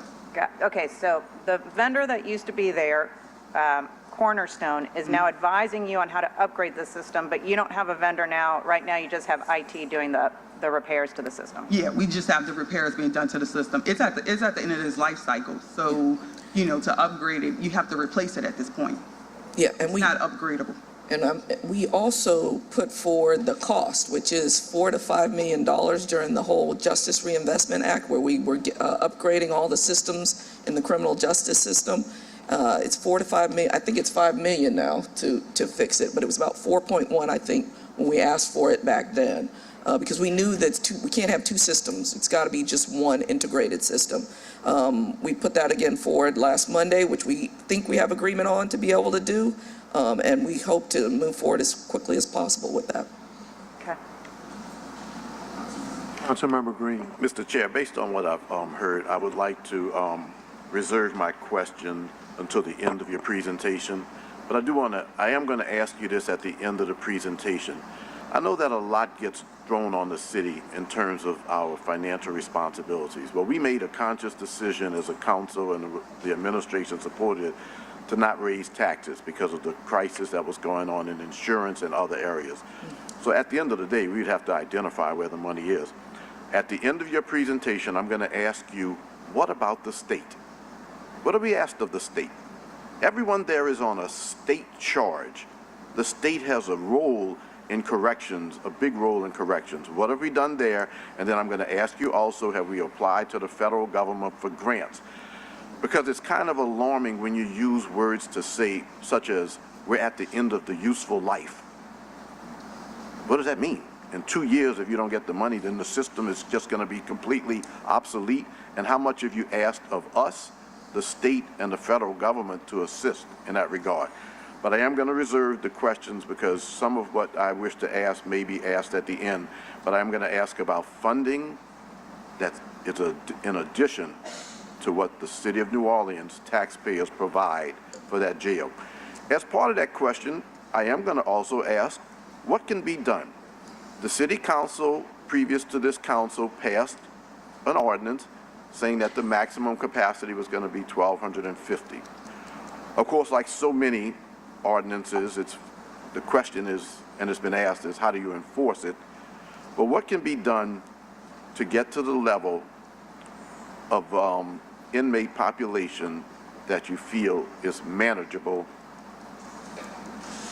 But be cautious, because I will push back on releases, not 701s, not, no bails, no things like that. At the end of the day, the citizens deserve to have answers. And it may be simply that we have to get to the posture of having inmates, just as you have chosen with these inmates, as they're being arrested or as they're being brought back into custody, to go to another facility. We may have to look at that. But I'll ask at the end. Yeah, and I'll talk about what some conversations we've already had about, we're not talking about releases, we're talking about managing the system and managing the population. I'll talk about that at the end in my closing. And if CFO Brown can finish her financial presentation, I'll go into that then. Okay. Councilmember King. I'll wait till the end. Sheriff, if we're going to give you a chance to try to get through your presentation, there are a lot of different questions. There'll probably be repeat questions, hopefully not. But we'll let you finish your presentation, please. Okay, so we'll get into the funding request. So I'll pass capital allocation. I'll just start from when Sheriff Susan Hudson took office.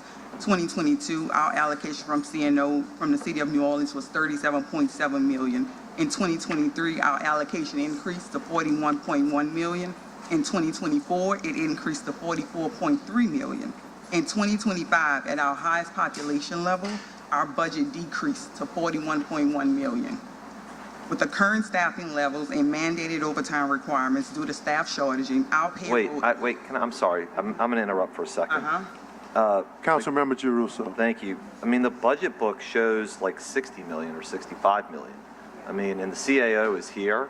Yeah. So I just want to make sure, I just want to make sure we're talking apples to apples, because. Yeah, we are. We want to make sure the math. Correct. Mr. Chairman, what CFO is not Mr. including Gilbert is Montano, Gilbert CAO. Montano, CAO, City of New Orleans.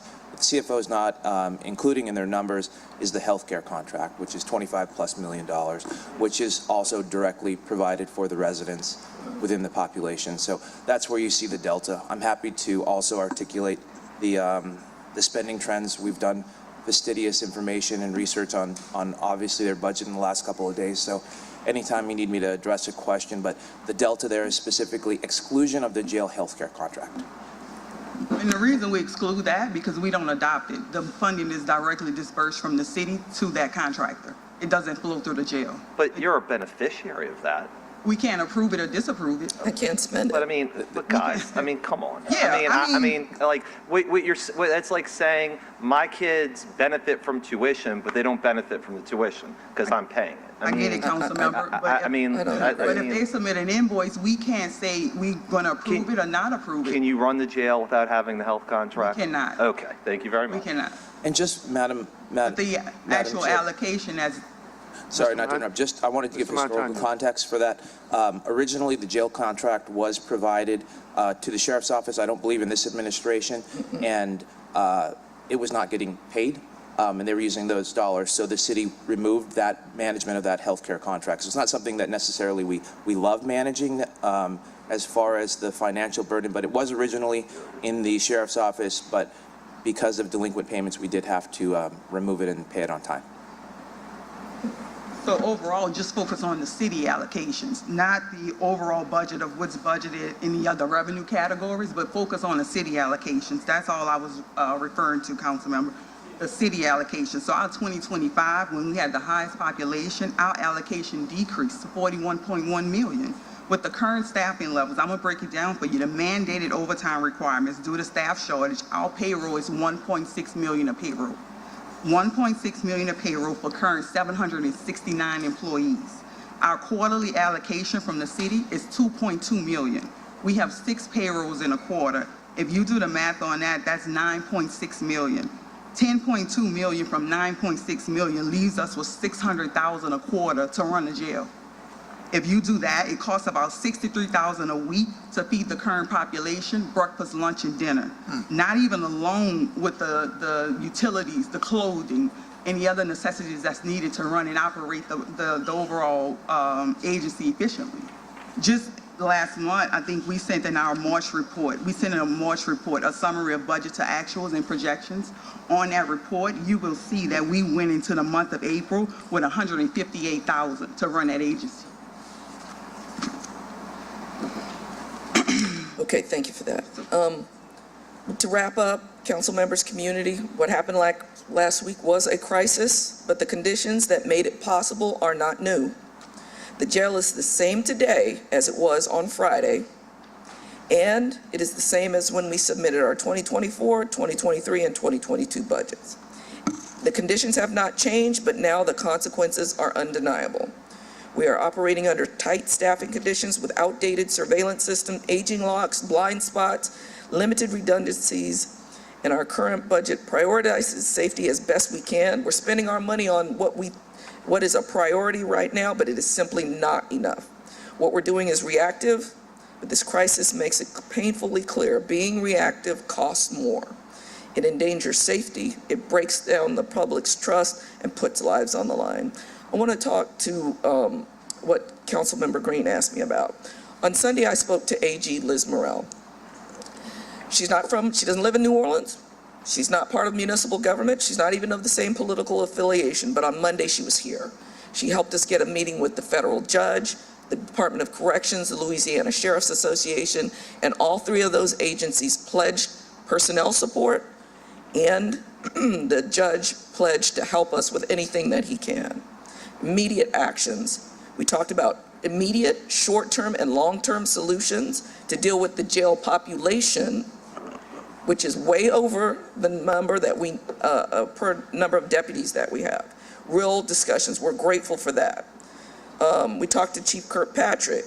They've stepped up. LSP, they've stepped up. All sheriffs that we've reached out to and talked to have a pledge to support with their personnel. But now we're asking for immediate funding. We need a clear commitment. We need to harden this facility right now, not in 6 months, not next budget cycle, but today. I want to just say this last thing. I've invited all council, all legislatures to the jail to see what we're talking about. Some has taken us up on it, and we thank you for that, and many others have Let's not. be clear, especially in a hyper-political environment. After this happened, who was the first person to make their way there to ask you about the particulars of it and what could we do to prevent it and how do we deal with the public? Who was the only person to do that? You. Huh? You, Chair, Mr. Chair, and you've supported, you've come to every time we've asked you to come tour and to look at the issues, and you were the first and only one to show up. Thank you. Okay, thank you. Yeah, but I don't think that that's fair. Look, at the end of the day, Well, I'm glad that you were there, but I don't think that that's fair, because if you had extended an invitation to me to just do a simple You did tour. tour the jail. Oh, I know, I'm just saying, I Wasn't thought you were invited. talking about since Friday. Oh, no. I didn't, no, I not just wanna right. make I'm that- talking in 2024 when we're looking Okay, at all right. over burden That's it. population So but and not this the year. only- And this year, yes. But no, very honestly, there are some times when I have to defend myself. You did, I did you do the came. tour. I said what I was some doing. did Okay, show. all right. I Yes. want to make that clear. No, when the sheriff was talking about state officials No, I was just thinking and that all you were these saying since and all Friday. these outside officials, I didn't want to make a spectacle Yeah, of going there yeah. with the media standing outside. You know, at the end of the day, I understand that they have a job to do. Right. But I would rather take that sort of additional tour with you on my own. I just wanted to make that clear. Right. You came. I You came for a reason. Yes, sir. and I just wanted to make sure with all these state officials and others who were being thanked for showing up or being there, that there were some local officials, I'm sure others. It's not to slight anyone else, but I was just defending myself. Thank you, sir. Council members, I think what we can ask today is, we're just pleading for a solution. What can be offered to us to get this jail secured? I have some questions. I know I haven't been recognized yet. but I No, I'm wanna sorry, Councilmember Morrell. First off, how much money do you have in reserve? The reserve account, oh, you're talking about that article that was released? Yeah, I'm going just to curious. 14.8 million? Yeah. So right now, we only have about 6.3 million in that, and that money is dedicated to sources. So I'll go through that list. You all said that the agency had a 2023 fund balance of 14.8 million. We had accounts payable that was dedicated at 4.2 million. We had FEMA restricted cash that's only restricted for capital projects at 9.5 million. We had seizure in a restricted cash account, it has 98,000 in it. We had a due to Department Public Safety. These funds are due to background checks that we have to turn over to the public safety. That's had 398,000 in it. Then we had a due to others, that was a 97,000. That's money that's due to the district attorney, clerk of court, NOPD property room. And then we have a detail account that we collect. That's full, that had 409,358 roughly in it. And that money's kind of. Those numbers are great, but here's the problem, and it's an ongoing problem we've had, I would say, before you even got in office, since your predecessor. It would be nice for us to have that breakdown. And what would solve that problem is if you guys were in brass and we could see all of your obligations, we could see all of your contracting, then we would have the same information in front of us. Right now, the only part of brass you're in is when we pay for our details for our security officers. The reason why it's very difficult, and I want to be very clear, this is not just on you. The district attorney is converting to brass. Criminal court does not do brass. But the fact that you are not in brass means we do not know what your obligations are that are tied to your revenue streams. And if you guys would adopt the brass system that everyone else is in, then you wouldn't have to come here and explain a breakdown of your obligations on that 14 million, because we would know it. We would say, when we're doing our budgeting, we would say, this is how much money you really have free, because we know all of your contract and obligation. So we'll know once the legislative auditor and the inspector general do their audits, all the numbers are gonna line up. But it makes all of our lives easier if we're using the same systems to track funding. Because I have no doubt you probably have obligations, we do too, but we shouldn't have to come to a meeting like this to get that rundown. Does that make sense? It does, Councilmember, and I will say, you all get a monthly report with budget to actual projections that outline our revenue, expenses, and it also includes details of what's going on. Okay, how much money's in your special fund? The special fund account has about 235,000 in it as of today. Okay. And I say that because last year, and I'm going to defer to the Council Vice President to follow that line of questioning. That was a straight question we asked and couldn't get a straight answer to. The problem is that we, as a city, you are one of the many fires we have to put out constantly with limited resources. And if we know explicitly, like we're dealing with DPW or safety and permits, how much money you have coming in and going out, just like you have to manage your cash, we have to manage our cash. And if there is complete, explicit transparency between the council and the sheriff's office on all of your funding sources that you have, and we know all this funding's allocated, this is where you have wiggle room, this is where you don't have wiggle room, then we can have those conversations. But when we don't know exactly how much money you're spending, how much money you have out, how much money you have in, the conversations get real murky. I get it, council member, but I just want to know what's the point of us submitting this budget to actual projection report that shows expenses, it shows revenues, it shows what's coming in and what's going out at every revenue source, every expenditure. I welcome the Until CAO you office. just told us how much money's in that special fund, that question goes back to last year. We mentioned two years ago. that there was a couple $100,000 in there. That's not, no way you run the organization on that. I'm going to defer to Councilmember Moreno. But I'm also going to say this. Because she has the receipts. I'm also going to say this. Not true. The law is clear. The sheriff runs it, the council pays. That is the law. There you go. Wait. Stop right there. That's the problem. The problem is, your position is, you run your jail, you tell us you need money, we give you money. That's the same position that the DA has, the same position that the criminal court has. And the reality is this: you don't get to tell us it's this amount without us kicking the tires and doing our own investigation as to that's the amount. I want to remind you that the city has access to our current system, has logins and access to the current system, and can go look at whatever. Why do you have your own system? Why not use the same system? RAS does not meet our needs. We've told you this 8, 9, 10, I don't know how many times. We're going to put out for a new system. It's an old 1980 system we're using right now. We're going to put out for a new system that meets our inventory and other needs. Who's going to pay for that system? I think it's important. Stop. Who do you expect to pay for that system? We are going to pay for it with whatever we have. Pay for the system. If you don't pay for it, we got to have it, though. We will pay for you to go in RAS. It's also end of life. No, we will pay for you to go in the same system every other agency is in, because you want us to jump when not every other agency is in. You want us to jump. No, they're not, and they all should be. You want us to jump. When you say jump, you want us to say how high. If you're in the same system as every other department and you have a need and we can compare it with every other department of the same needs, then we can look at that accountability and make moves.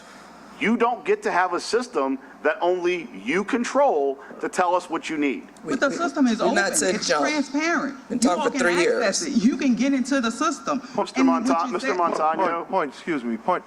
Point of clarity, since the CAO has come to the mic. Every sheriff that I've seen come before the council or negotiate with the budget chairs, past budget chairs, when there have been questions about internal audit or the city auditing the finances, the sheriffs have said, accept the legislative auditor's report, Mr. Montano. Mr. Montano. Yes, sir. Thank you. In the history of sheriffs that have appeared before the council in negotiating with budgets and budget chairmen, when there have been questions about internal audits or the city having its own independent audit, the sheriffs have said, we rely on the legislative auditor. Accept the legislative auditor's report. Is that the same process now? My understanding is yes, unless someone on my team tells me otherwise. And why?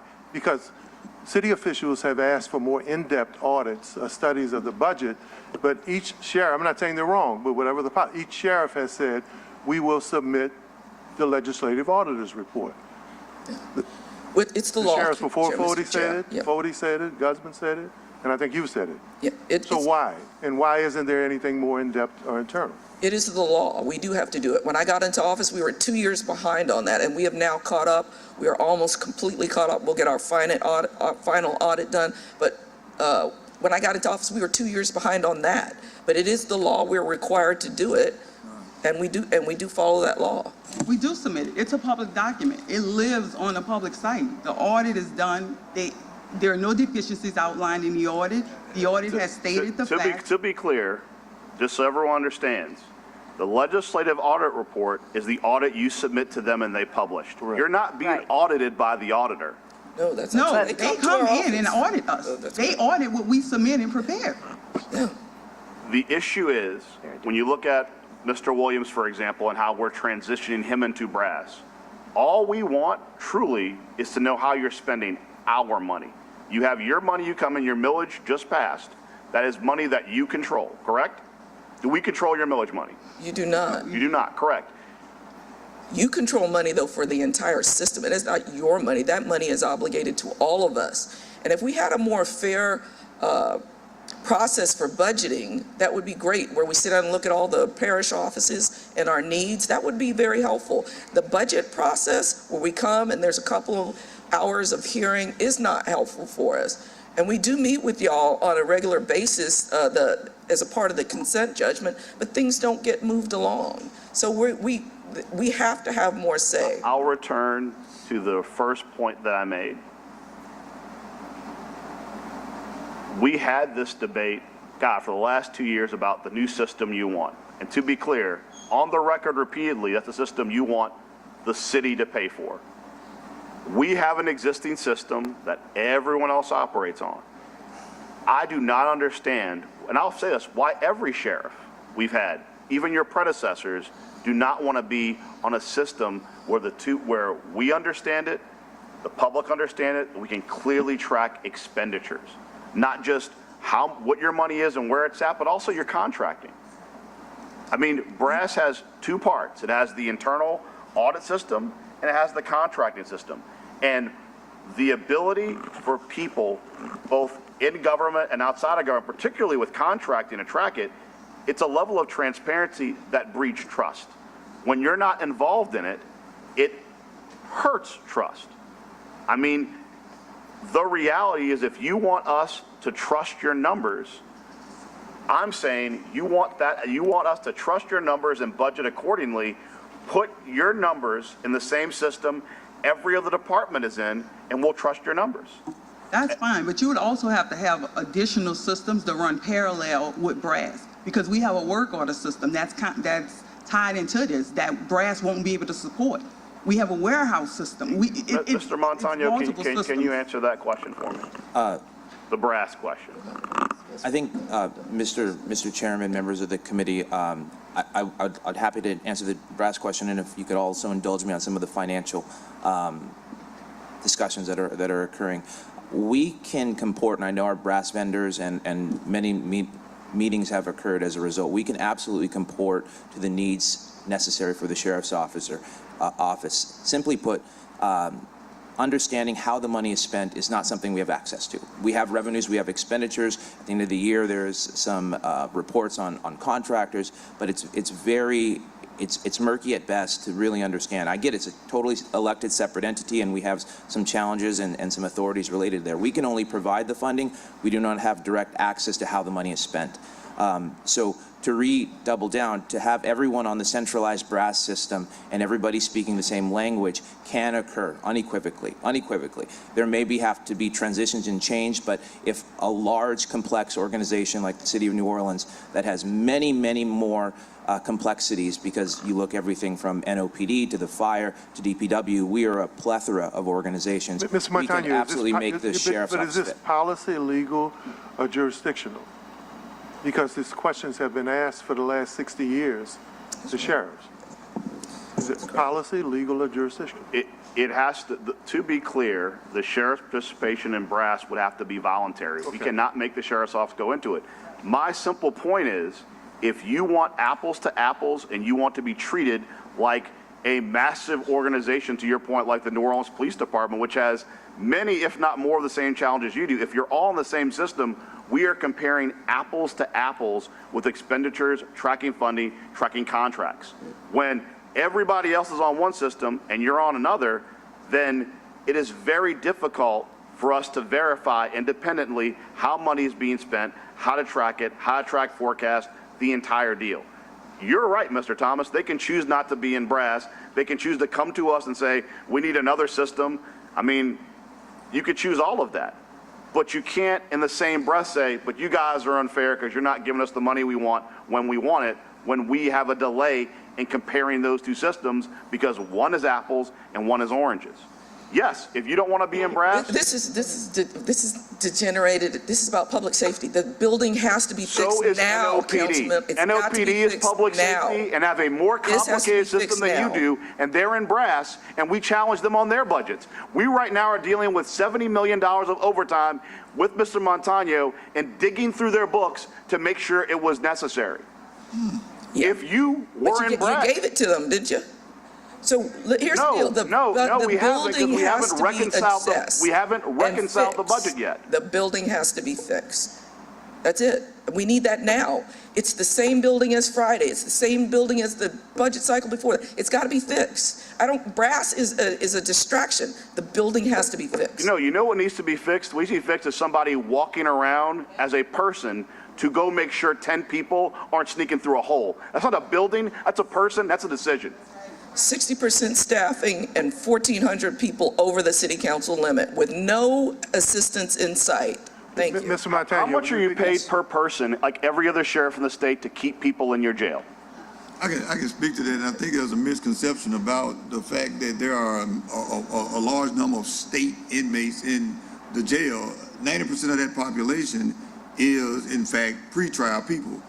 Right now, I believe we had 75 today that escaped state inmates. 63 of those individuals were male and were picked up Saturday, and we have 12 females that are state sentenced. We don't have courtesy holds there. We don't have federal inmates. Have you asked other sheriffs for assistance in relocating? The sheriff spoke to that, and to talk about relocation. We've relocated individuals. We've done that preemptively because we understood that we had zero flexibility to operate and have individuals in the proper housing areas. We've done that. We've moved people to placabis. These are parole violators and things like that because we don't have the capacity to keep long-term individuals there on holds, parole. When you're saying pretrial, are you also including individuals who have been convicted and awaiting sentencing? No, sir, that's not pretrial. Pretrial, I'm talking strictly. I'm asking to make sure it's for public clarity. So you're saying 90% of your population are people that are being held before a trial. These are like people who have basically just done their initial allocution and said, I'm not guilty. You're saying 90% of your population. I'm paraphrasing, but roughly about high number. I would dare to say 90%, yes. Well, I mean, the number is important because right now you're looking at. We can get you a direct. If you can get me that direct. One of the things you're doing right. So you're saying 90% of your population are people that are being held before a trial. These are like people who have basically just done their initial allocution and said, I'm not guilty. You're saying 90% of your population. I'm paraphrasing, but roughly about high number. I would dare to say 90%, yes. Well, I mean, the number is important because right now you're looking at. We can get you a direct. If you can get me that direct. One of the things you're doing right now is that everybody's comment is right. So if a salient point or prominent point is made, the public's not going to be able to hear it because you all are talking over each other. Okay.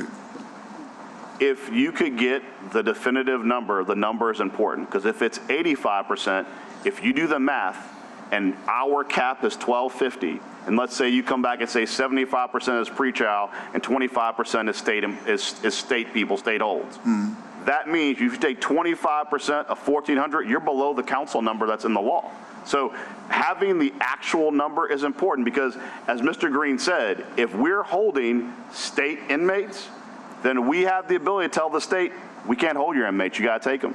We have the ability to go to Jeff Landry, go to the legislature and say, you know what, we're having problems here, come pick your guys up and send them somewhere else. So that number is very important because we can all speak with one voice and tell the state, if you got a state person, we don't want them here anymore, and make them pull them up. And that could really alleviate the pressure on your facility if we can get that number down by making the state take their people.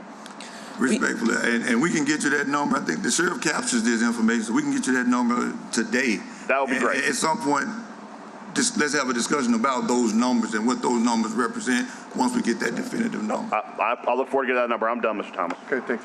Councilmember Giarrusso. When talking about money, one of the questions I have is, what is the OPSO's bonding capacity? I can't hear you. What is your bonding capacity? What, the city, state level bonding capacity? Just any bonding to put out a Right now, general? it's under law enforcement district, so we haven't gotten an allocation from the state for bonding capacity as of now. I don't quite understand. You have millages, right? Those millages are about $13 million. Those are things that get bonded out all the time. So, Pay for facilities. right, well, but I mean, what you need basically is collateral. You need to have a source of collateral that is tied to, and then there's a ratio of like 3 to 4 to 1. So, I mean, there's a regular amount that the council provides every year. That's gone up. Then there's a known quantity of $13 million. So I just want to know, as we're looking at money, because we knew money was going to be part of the conversation, and I also want to be solution-oriented too, that I think it's a fair question. What is the bonding capacity based on the special projects fund, the mills, the general fund money, et cetera? So what is that number? So a few accounts have came up. I heard you all speak about the vending account. That vending account that is used, that's a portion of funding that we collect from vending, from employee vending, the vending machine, our commission that we collect. That account has about $60,000. That account is really used for employee morale. I get it. My question is, what is your bonding capacity? If you don't have the answer today, We don't have it. okay. I think as Bonding capacity is zero. I will say that. so you can't bond out against your millage at all. No. That would, Mr. Montagna, I'm looking to you now, if that's okay, Mr. Chair. Yeah, As the CAO of the city, is that your understanding of how bonding works? Because I thought we bonded out against our bonding capacity our millage capacity all the time. Sure. There's lots of financial structures that would allow for bonding capacity to occur. I think most specifically that Councilmember Giarrusso is articulating is revenue bonds. You could pledge. You just need a pledge of consistent forthcoming millage or portions of a millage that would enable you to have a large sum of cash, similar to how we're processing the judgment fund. We'll be leveraging and pledging $2.5 million to somewhere to the tune of $40+ million. So I think where Councilmember Giarrusso is going is that you can use portions of your existing funding in different ways that would allow for larger growth for some of those capital needs. And if you will just indulge me on the financial piece as well, I do feel confident that the administration and the council has profoundly increased the sheriff's budget in ways, once again, we have no control of how the money is spent, but just to put in perspective, over the cumulative amount, the sheriff's office since 2019 has increased over $36 million, and year over year, almost $13 million, which would represent a 25% growth from 2019 to 2024. And if we're just going to frame it apples to apples, our police department budget has only increased 13%. Our fire department budget 24%, and EMS somewhere around 13 or 14%. So from a pro rata standpoint, the sheriff's office year over year cumulatively has increased 25%, which is larger than any other public safety agency we currently have. And that's not even inclusive of the on behalf benefits. So although they articulate that there is a budgeted amount, the city does also pay on behalf of, meaning gas for vehicles, workers' compensation, employee health care, and that represents close to $7 million. And then lastly, and I'm happy to have more of the discussion with the CFO, as we evangelize our audits. Audits are the cornerstone in how we can actually determine how and what money is spent. Your audit does show about $20 million in cash, and I'm happy to have this conversation, as an asset, and about $14 million of unassigned fund balance. I know you articulated that it's spent to reserve, but the audit has very specific requirements as to what is restricted, what is not restricted, where a FEMA project should be inhibited, and where restricted items are. So we can only use the financial data that we have in front of us, which is the gospel, the audit. So I'm happy to discuss perhaps that there is money left in your audit that is not appropriately or as free as you may think it is. But I did want to highlight the amount of investment that the city has had over the years that we've been here, the increase of that investment. Once again, we have no control how it's spent, but we have put the money out there, even to the extent in a percentage basis more than our other public safety departments. I just want to make for the record, he's referring to a 2023 audit. We're in 2025. That audit, the audits were behind 2 years. That audit just got completed. This is the first year we don't even have our 24 audit done. Everyone works off their 23 audit. It's not due to the state till June 30th. So the 2023 audit you're referencing, we're operating in a 2025 budget cycle. The number you're referencing is from a 2023 audit report. Well, we're all under the 23 audit, just FYI. 24 isn't due till June. I guess, look, let me say this. I don't reference my family that much in chambers, but I know my grandfather used to yell at Charlie Fody about his budget all the time because he came in with one page. So this has been an argument for 50 years, okay? I will leave aside, we've already had a great debate about just because you can do something doesn't necessarily mean you should. Let's put that aside for now. My question is, as your partner, as the entity that is providing $60 million plus for housing, for healthcare, for the needs of the jail, I think it is reciprocally responsible for the sheriff's office to tell us what they can bond out and create a pathway to help the city in making sure that you're utilizing resources to create additional funding opportunities. And I don't think that's unrealistic, and particularly with the fact that there's a millage in place that, even a small amount gets allocated towards doing that, and that way we have a pathway for doing it. And I think, Sheriff, just in candor for me, like, I tell this to my kids all the time. When you got skin in the game, then I feel like I got skin in the game, right? Like, it's a lot easier when we're working together. Right now, you have your millage, and then the super majority of the money comes from the general fund or from the city. I just think it helps communications, where we feel like every single monetary asset has been plumbed, and that's a big one that just isn't being examined right now. And so I think, I guess if I hate to give people, particularly another elected official, a homework assignment, but I think a homework assignment is, what is an amount of money that can be put aside? And as the CAO said, we're getting ready to do this right now for judgments to the tune of $2.5 million a year to get to $90 million. So I think it'd be really good if OPSO could give us that number too, so that way we can collectively work on safety and what needs to be done in the jail. And then you don't have to come hat in hand asking all the time either. Thank you, Councilman Jeruso. There's one last thing you want to say about that. I just wanted to make one last comment to the millage. So I appreciate those comments. But actually, in all the millage, this will be the first time that we'll actually have the money dedicated to operating. The money has been used in the past to pay off the debt.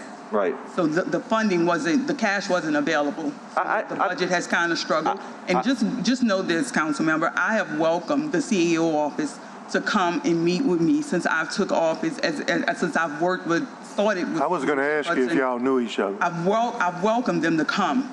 I welcome them to come and see the building, see the issues, see the costs, look at the records. We welcome any audit you want to bring in there. Whoever you want to bring in, whoever you want to let them look, we're in full compliance.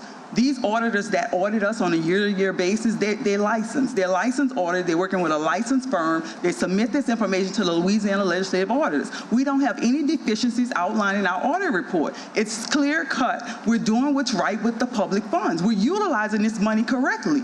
I've laid out the numbers. If you have a payroll and you're set up to get an allocation quarterly, how can you sustain? It's set up for failure.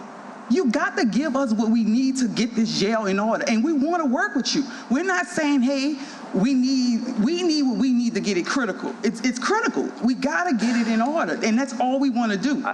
You can do the audit. You can bring in who you want to bring in. We're working. We're open. I think one of the things that we're struggling with is we supply more money as a city to the sheriff's office than I think any other outside agency. We do. Mm-hmm. And so I think it's very fair for everybody to be in a position of how do we maximize what needs to be done. You all want money, we have the money. Got it. But I also think it's equally fair for us to say that if you want to continue with either changing the jail, refurbishing the jail, upkeep of the jail, that the sheriff's office also has skin in that game and looks at what the bonding is. That's all that I'm saying. So I want to be very clear. This is not a referendum on the past. This is not a referendum on the accounting principles. This is simply, I'm trying to solve for X, and it seems like a very reasonable way. I appreciate that, council member, and we'll take that up and we'll get that information over to you, that bonding capacity. But I just want to make sure you all are aware that the allocation we receive from the city quarterly is really dedicated to payroll. The numbers showing it's dedicated to pay our officers, and we completely understaffed. We don't even have the minimal staffing we need to operate the facility, let alone afford it. It costs us $65,000 a week to feed those inmates at that population. The money is not there.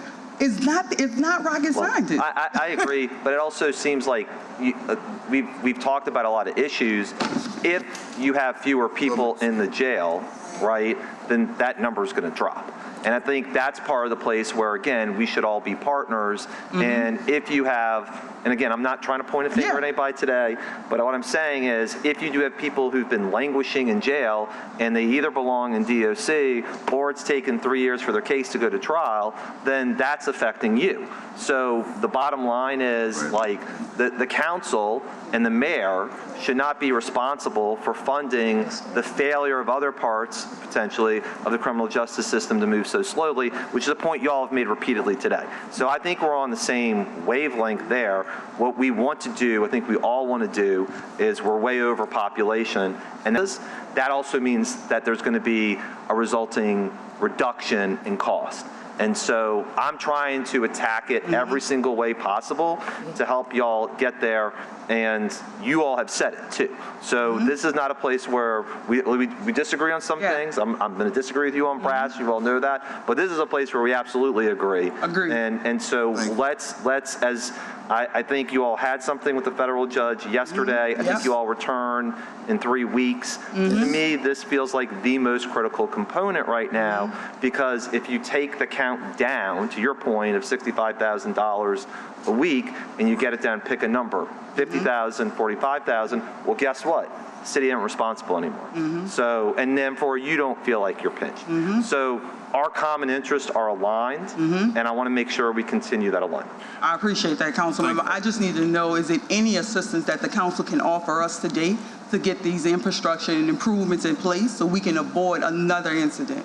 Councilmember Giarrusso? Yeah, all I want to say is, this is just Joe speaking, okay? I am not opposed to that, but I want to know the bonding question. Okay. Because I think, if you, and again, I don't want to speak for the administration, I have no problem with fronting it if we get the money back, because you got bonding capacity to help out, or at least have some cost sharing, and also the reduction of people as well, and what can be done to reduce. Because again, let me just say this. I hesitate to be like, oh yeah, here's all the money, and then in a month, the population's been reduced to 1150. So we can't have that either. So I think we need to have the necessary guardrails in place. Your plea is, let me just say this, your plea is very much heard, but let's all be reasonable about it getting there. We have 4 more council members ask questions quickly. How do you guys get reimbursed for state prisoners and federal prisoners? Who pays for that? The city? We don't hold any federal prisoners. We get state, the state does. Does the city pay you for state prisoners, or do you get reimbursed for that? We get reimbursed for any state that we keep past the deadline. But we have a really good working relationship with the state. They come twice a week to pick theirs up. So it's not a lot. And while they're there, you're getting reimbursed for holding it. $26 a day. Yeah. Okay, thank you. DOC and parole holds, $26 a day. That's what we get per inmate that we hold. Councilmember King.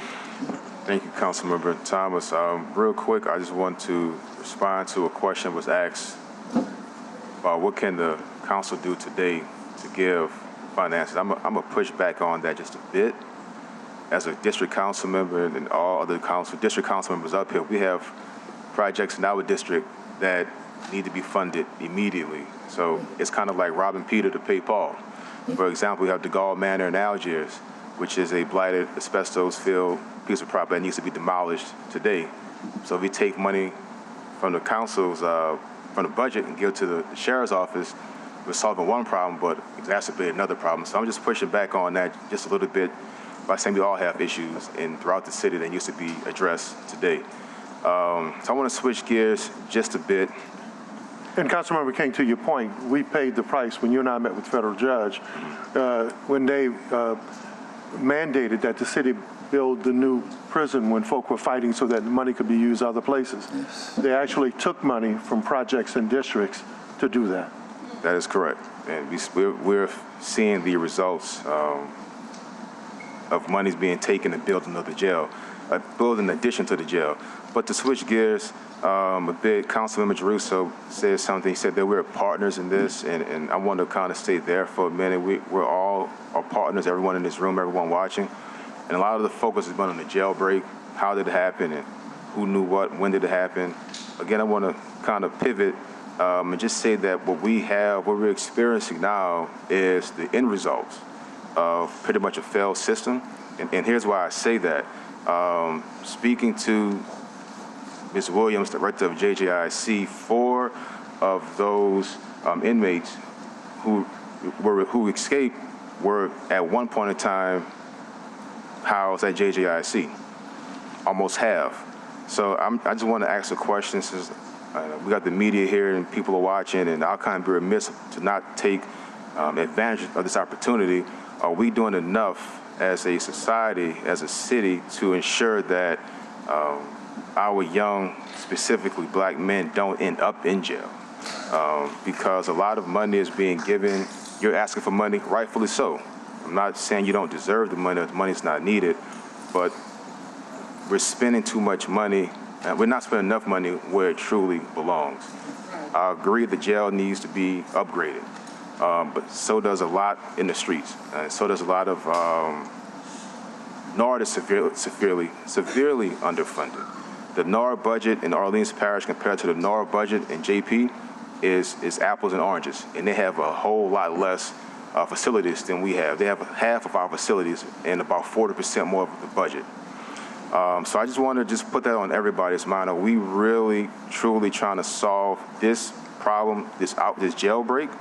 Or we want to really solve the problem of how do we prevent these young men who we had in our custody when they were in JJIC, how do we prevent them from ending up in it's not OPP, OJC. OJC.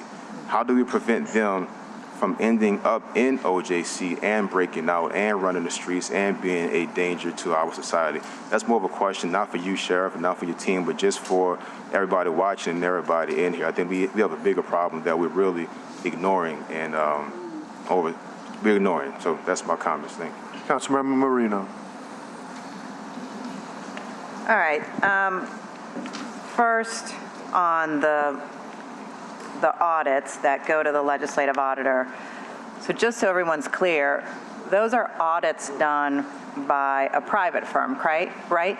Yeah, the one, a firm that you all similarly contracted with previously that did your audits for the city of New Orleans. And then those get sent to the legislative auditor. Right. And so just to be clear, I mean, those audits are, when the legislative auditor receives them, they really just check to see if your financials and your disclosures are complete. This isn't a full investigation as to how you spend your money. Now, obviously, because of what we're seeing, you guys are asking for more money. The city and the council is saying that we need more transparency around how you're spending. The legislative auditor will now be coming in to do a full analysis and investigation on your spending. I partnered with Representative Jason Hughes. He submitted the letter to the legislative auditor, and the auditor will now be coming in so that we can all understand where we're at. Yep. What potentially you all could be doing better, what we could be doing better, and finally, hopefully get on the same page. And that audit hopefully will be done in a very expeditious way so everyone has an understanding. At the same time, you do have this special fund, special projects fund, as we talked about, roughly $200,000, everything from vending machine money to rentals from when there's like a movie shot, things like that go into this particular fund, from the information that I remember getting a couple years ago when I was talking about this. Now, monies from this fund have been spent on a variety of different things, including hotel rooms for different, conferences, events, whatever.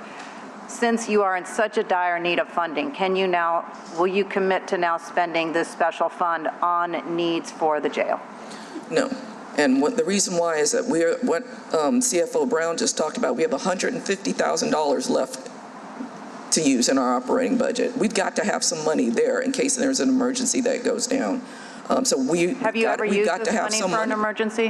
What's that? Have you ever used this money for an emergency? And I think that this kind of would constitute as an emergency. The bill is $13 million to fix this. That's not $250,000. No. I get that, but I think that just for public trust on how you're using this money, and also as we, the city council, look at how you're spending this money, if every dollar really matters, then every dollar should really matter towards securing this prison, securing this jail. And we've redirected our operating funding that has been meant to hire additional officers and do additional work. We've redirected that to capital projects. That money has been redirected. So we put things on hold. We put hiring on hold, which has been a security issue to redirect. But I'd rather you spend $200,000 to hire people than to spend it on going to conferences. They won't continue to hire. So we can do that and say, okay, I'll spend this to hire, but how can we continue to pay them? And you got to realize we in a competitive market. The result of what we're paying is what we're getting. If we can afford to pay higher wages, we would definitely have a more firmable staff. And I'm just saying this, I welcome the audits. I welcome whatever you're bringing in. I'm happy they're coming in. They can support what I'm saying. I'm thinking, I hope they can come in tomorrow if possible.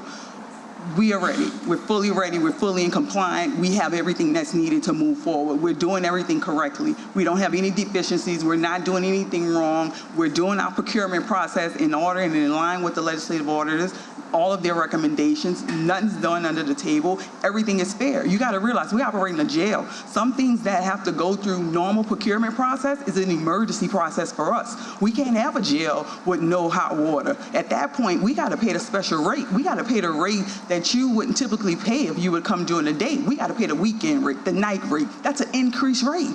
You got to understand, we have to pay these things out and get these things done and stay in compliance, and sometimes it puts a hurt on our budget.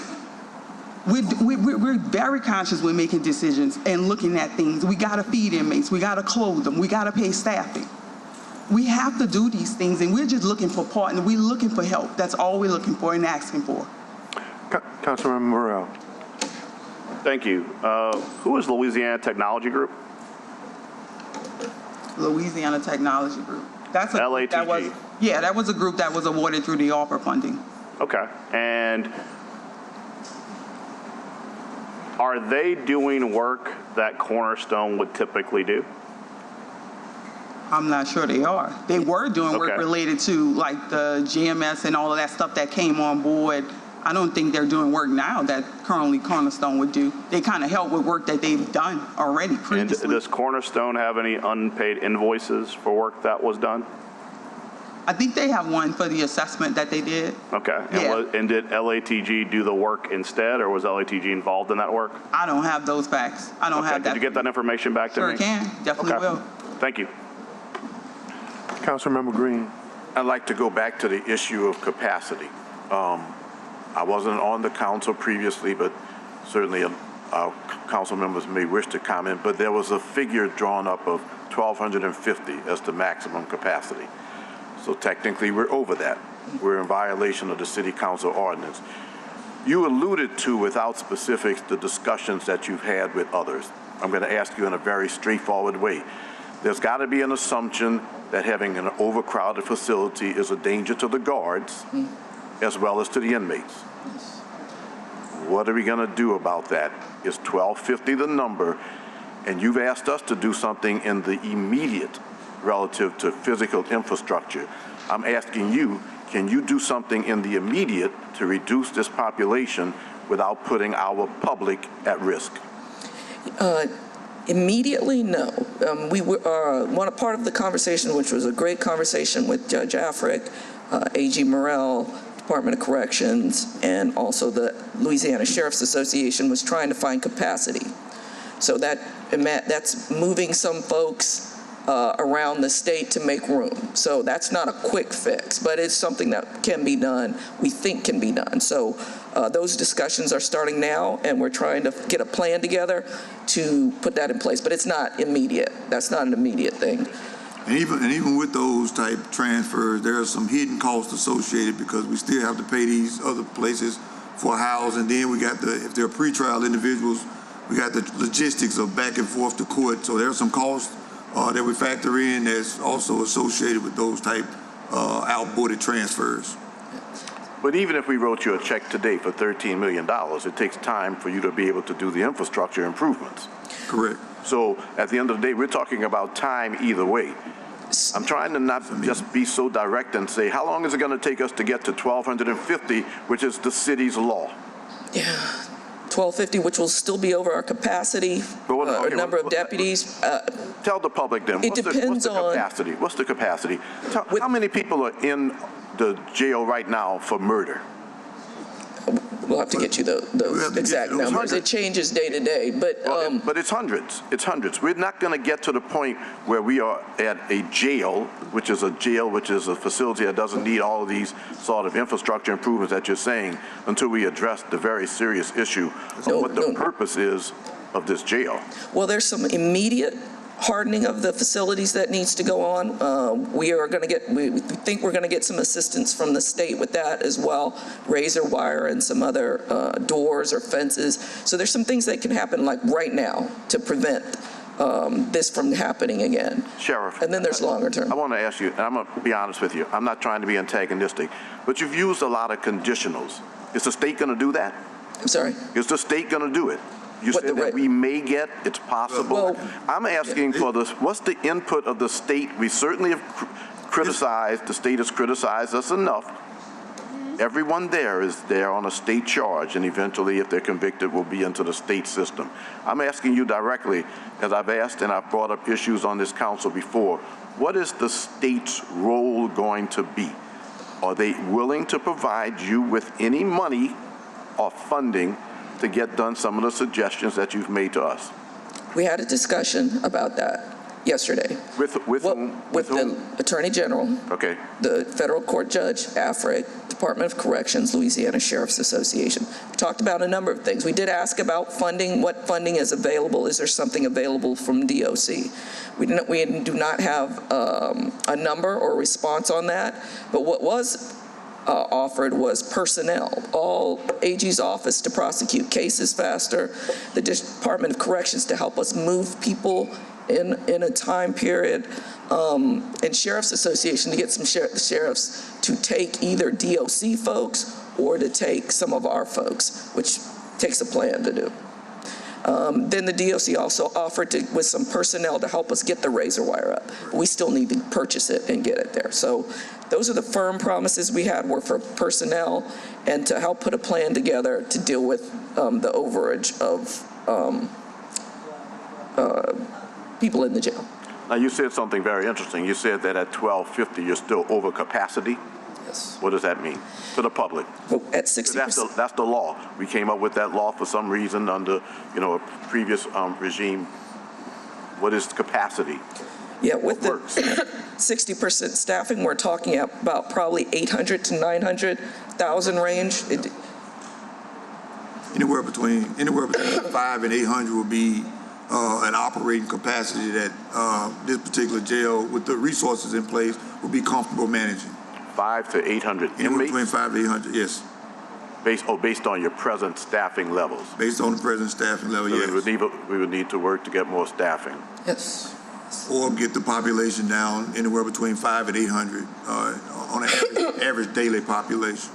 Yeah, I certainly wish it could get there. If we had fewer people committing crimes, we would be able to get there. I see every day the number of people who are going into the system because they're committing crimes, and it's just regrettable. It's just unfortunate, and I wish that we could do something about it. But at the end of the day, we do have to work things out a little bit better. I'm asking for some input from the state of Louisiana, not just the criticism. Not just a criticism for a city that has put in $65 million. I don't care if it's health contract, food, and everything else. That's $65 million that we could be doing other work here in the city of New Orleans. We continue to, on a city level, continue to put money into things that are the jurisdiction of the state. Maybe jurisdiction is not the wrong word. Whether it be the maintenance of state highways, whether it be doing those things that are required of us, that aren't funded, unfunded mandates. I just hope that we can have a better relationship with the state. You all let us know what we have to do, because the state certainly bears a bit of additional responsibility here if you're feeling that we need to have a maximum sort of security infrastructure facility here. That's all. I hope that they can work with you to help us to reduce the population, to bring it within city law. Yeah. Thank you. We're hopeful. Thank you. And let me say this, we have to have a maximum security facility in the middle of the city we love, where we should honor and treasure our young people, then something's wrong with all of us. Do the judges and the DA play a role in alleviating, eliminating some of the pressure on the facility? Because that discussion has been out there since Friday. And if they do, what role do they play? And how can they help in terms of the count, the pressure, and the responsibility that's placed on you guys? Yeah, absolutely. All of our partners. I established the Jail Population Management Unit towards the end of 2023. We started drilling down on the numbers, who's in there, what are they in here for, how many state, probation and parole, pretrial, misdemeanor, or felony. So we're able to, and we put out a report each month, we'll be able to dust off the recommendations that Jail Population Management Unit has put together for all of the actors in the system. Because one of the things, when I got into office in 2022, the average daily stay for people who are getting out was like 88 days. We cut that in half. That is what has kept the population from being way out of control. Because we were at 1,600 at one point last year. So we are looking at efficiencies within the system. Every month, I think we take the entire, every week or every month, we take the entire population of the jail to court, so where the courts are open and functioning. But there's some things we can all do. We're trying to go, as we upgrade our systems, we're trying to go paperless, because that causes delays. We're just trying to find more efficiencies in the system. And we meet with the district attorney, I think once a week, once a month, something like that. There's a regular meeting where we show our numbers, we show those who are the most problematic in the jail and who have been there the longest. So we shared this information. We asked judges to take a look at who's in our jail as well and what they're in here for, take a second look at folks. But we have this information, which is also crunched, the numbers are also crunched by Commissioner Stevens' office to show who's in the jail. And as a part of the Krasnoff meetings, which has a sub-jail population management committee, we've talked about just reducing the number of days that people who are already going to get released, not those who are sitting for trial, but those who are also going to get released, we can be more efficient in managing that. And then that will help us to manage those who are going to be in custody until trial, which is averaging over 2 years, I believe. So we're trying to be more efficient all the way around. And we have a number of recommendations we've shared with you, and we will dust those off and provide them to you again. Okay. Ms. Montano, if you could come back to the mic for a second. We're going to start focusing on so the public can hear about solutions. It's been mentioned about coordinating systems in brass. You guys started working together. How long could it be before the sheriff's department and the city, how long would it be before they could be part of brass? How long do you think it would take? For the first time today, Mr. Montano said that brass can take care of our inventory. There were 7 systems. You never heard that before? No, because it wasn't available. So brass at first did not do that at all. Then they said they would take a look at it. And somebody from the city up on the dais said that I don't know if it was the city attorney's office, somebody said, this was at a last budget meeting, they would look again to see if they could. So this is the first time we've heard that they may be able to do the 7 other systems that are, we run also a mini city and inventory and a number of things that we have to keep track of as well. Okay, so we want to look at that more. This segment I'm on now was kind of following Councilman Giroux, so we're solution-oriented now. We're not pointing fingers or looking at problems. How long will it take for you guys to get in a room and work out a joint system where they're on brass? Mr. Chairman. An estimate.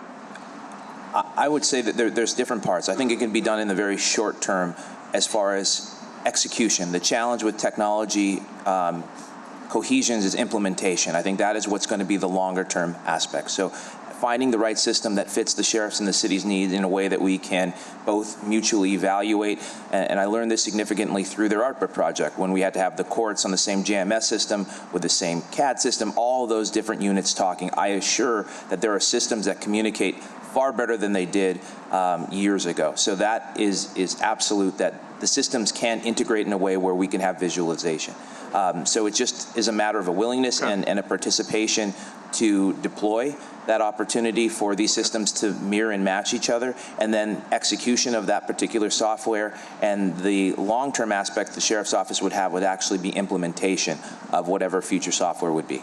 Okay, so let me and the budget chairman know when that meeting happens, so we can try to be as expeditious as possible. And to your previous question, I feel like we do interact with the financial department significantly. I know I'm not sure. Y'all know each other. Well, I think you're relatively new to this role. Prior to this was David and then Keith, and we met with them significantly. I don't know. I think so the short answer is yes. I know there have been a few transitional movements within that particular department, but committed and willing to sit down, meet, discuss, really evaluate some of the fund balance conversation relative to those questions, and most importantly and acutely discuss the technology inclusion so that we can have a better understanding of not just revenues and expenditures, but actually specificities related to that. Potential solution. Solution question number 2. Yeah, so I'll talk with his team regularly. Gotcha. Brandy, Shelby, the innovation team. Okay. We're in conversation. The federal facility, Supermax in Colorado, has soft spots. Whenever there are things that they would think that inmates can't do, we see the reports on 60 Minutes about what happened at the Supermax. But then there's a review of those soft spots. Since this has happened, what systems are in place to review those soft spots? Because what people don't understand, you don't want high technology stuff at the door that leads you to the pipe where they monitor how much water is flowing. That's a whole nother level of cost, right? Now, and if we get to that point, I don't know who would be able to afford a prison. But what are we doing in reviewing those soft spots, especially since this breach has happened? We know most of them, as Chief Mallett has, with his 25 years experience, has gone through and put together a list, and then we prioritize what we need to do. But as we said, DOC is here as well, and they brought a large team to just look at everything. So we're looking forward to them, and we're sharing the information about things we can't talk about here that are also issues with the facility. But we should be hearing from them pretty soon about confirming what we've talked about and maybe finding some other issues as well. We worked. I mean, we've getting conversation from the National Institute of Corrections, several correctional experts across the country willing to come in and do periodic reviews of our security systems and infrastructure. They have reached out since this event, and I think it's important to illustrate that public safety is paramount and the cornerstone of what we do. So, well, do we need a professional facility audit now? We're in the process of getting that now. Okay, that's been done. No, we're working to get that done. We're working to get that done. Right. So we can tell the public now potential solution. Yeah. The Department of Corrections arrived this morning. Okay, now another question. It was alleged through the news that the person who was doing the counts, someone went on lunch, and while they were on lunch, there wasn't anyone accountable. So when we talk about labor deployment, the next time someone has a lunch break or a break, how are we looking at making sure that at least there's someone there to take their place? Again, there's an active investigation going on. We have protocols in place for that, and the investigation is going to uncover a lot of the deficiencies. So that won't happen anymore. If someone's on lunch in a real critical area, there'll be somebody there to fill in that gap or to take their place, right? 60% staffing against council. I cannot guarantee that because on a given night, suppose there was a fight occurred. In a high security area? Well, there are mandatory pods under the consent judgment as well. So those ones are ones that we have to cover also under our federal consent judgment as well. So, and then if you have to route people to the hospital or something of that nature, that causes all kinds of shifting in the system. Okay. So there is a central control unit that can also monitor, as well as those pod modules with where there's control. So let's talk about shifting. and I'm going to invoke a lot of responses with this, right? So let's talk about shifting. There are certain tiers, certain parts of facilities that are for different kind of inmates, different kind of charges, different kind of prisoners. If it's true that these high-level offenders were on the first floor, how will we take a look? Should they have been on the first floor? Should they have been in a more secure part of the prison? Or should they have been in a place where there was more labor deployed? So for the public, what are we doing to make sure that piece doesn't happen again? I can speak to that. Most of the prison is considered high security. We have a particular open bay area of the facility where there is no cell blocks. It's a dormitory style, barrack style setup. And then we have cell blocks, and that's what we're trying to harden, because we have individuals that have committed violent crimes outside of the facility walls, have committed violent crimes inside the facility walls. So we're in the process now of trying to harden those with funds that we have, and that's the project that we had in place, and we right now are complete, at 50% complete on that project with our locks and hinges and strengthening that cell environment. Then we have the overflow, if you will, where we had individuals, because we got them classified, we keep getting individuals in, and you know, it's a high level of individuals that are considered high security. So the goal is to harden the facility, make the entire facility high security, because on any given day, we can be at 100% capacity with high security inmates. But until you can harden the entire facility, should they be in the most hardened section of the prison? With the most eyes and most systems watching? Since Friday, since DOC picked up 63 male individuals, we were able to move those high security people that were on the first floor to the third floor. Sheriff? Well, there's we have a classification system which decides where people go, and that is, it means we have to move people in accordance with it, and it's part of the consent judgment. That can cause some people to move in other places where we would rather not have them. I just think right now it's important to let the public know, based on these allegations and things that have been said, procedures have been put in place, not where we're talking about what did happen and why it happened, but what needs to happen. So let's get even a little more granular, right? Counts. Now, different systems use different ways of counting, right? There's work call, medical, infirmary, court, programming, bed checks. Now, some of that is federal stuff. It may not apply to a jail or local systems, but how are we reevaluating counts just to make sure, because what maybe some folk don't understand, if you got some people on court or work, it's a different kind of count or system that's used when you're counting who's in the prison versus those people who are on special assignments or in programming. How are we taking a look at counts now, especially to demand accountability, especially since this happened? We have changed the count structure to include. That's important. So we have changed the count structure to include more counts, particularly out counts and the counts that's during the morning time hours. The minimum here jail standards is twice a day at shift change. So we've gone above and beyond what is required because of this, and basically a better practice. And so we have enhanced our security counts. And the reason why, first of all, you have to have some knowledge to kind of understand that. But there's a viral piece now with me from 1994 about a former inmate, Mercadale, who was a repeat escapee under Sheriff Fody. And if you have people whose jacket includes trying to escape from other facilities, highly potentially violent within the prison, then you want to count them differently. You want to count them more often. You want to count them in a more secure spot of the detention or the facility. Are we taking that into consideration now? Yes, sir. That's a solution. It is a solution, and I actually walked into that. The sheriff had put in place, and we're going to start with that at the end of the month, a new jail management system. It's going to alert us to these particular type people that are high risk, potentially for escape.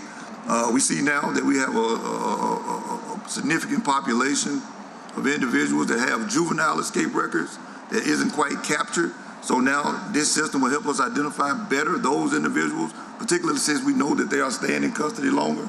So that should come online sometime towards the end of the month, early June, and that will be a game changer in helping identify these type individuals. Solution. Yes, and movement throughout the building or throughout the city, where it will know with real updated technology instead of 1980s technology. And then lastly, my question is on deployment of personnel. When you're short-staffed, you have to deploy your personnel or use your personnel differently. But the responsibility of how they're going to be used doesn't go away. We see that happening with law enforcement all over the country in the police department, and you've been doing it since you've taken over. Who's helping you look, or is there some expertise within your staff that's looking at deployment of personnel, critical positions, critical spaces to help what happened last week to minimize the opportunity of that happening again? Because we can continue to say we don't have enough people, but we got what we got. We have what we have. And how do we utilize that personnel in the best fashion to at least minimize events like this and emergencies like this? Well, I can't take the credit for it, but the sheriff had a... Can't take the credit. You're getting blamed for a lot. I can't take the credit for it, but sheriff had an emergency deployment plan in place when I got there. We took a look at it, so we employed that in any emergency situation. That's why we were able to have boots on the ground when the breach was discovered to start to search the entire facility. So there is an emergency deployment plan, fully activational, and that encompasses all divisions and areas within the agency. Then lastly for me, Sheriff, because of this event, what assurance can you give the public that, nothing's 100% proof, 1,000% proof, but that an incident like this will not happen again? What assurances can you give to people watching this hearing and those who are, whether it's their business, their home, or who are concerned? What can you tell them about how do we make sure this doesn't happen again?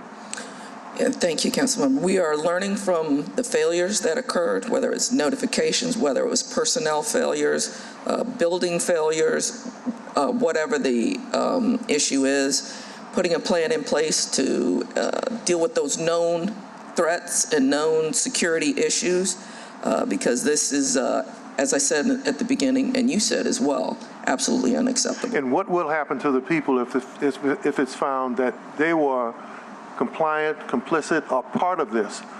What will happen to the people who are responsible for this if they helped, if they aided and abetted in this situation? Same thing that happened to our employee last night. They'll be arrested, held accountable to the fullest extent of the law, and there are going to be administrative penalties for folks, even if they aren't criminal as well. So we will be holding them accountable both criminally and administratively. Councilmember Green. Mr. Chair, I'm going to defer until after public comment. Okay. Councilmember Moreno,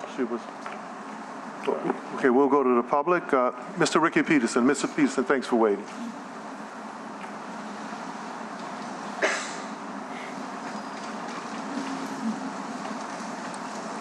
Ricky Peterson, 4555 Dot Avenue, District E. I'm not paid to be here. And what I'm going to speak on, as my experience as an inmate and what I've learned through my education and my transition to become a social worker, to get my social work degree. The first thing I want to say is that when I heard of this breach initially of the escape and that it happened, it was seen hours later that they had escaped at 1:08 a.m. on camera, but it wasn't actually detected till they did the first morning count. I immediately thought inside job, because if they're not counts, whoever was on staff should have at least been doing visuals of those inmates to make sure that each inmate was at least in their cell when they were supposed to be at lights out. And I assume those type of security walkthroughs would take place either 30 minutes or every hour, I assume, based on my experience. Now, so that's why and that's why you have an arrest of an employee, because that employee probably didn't do or falsely documented that he or she did those walkthroughs, and they actually did not.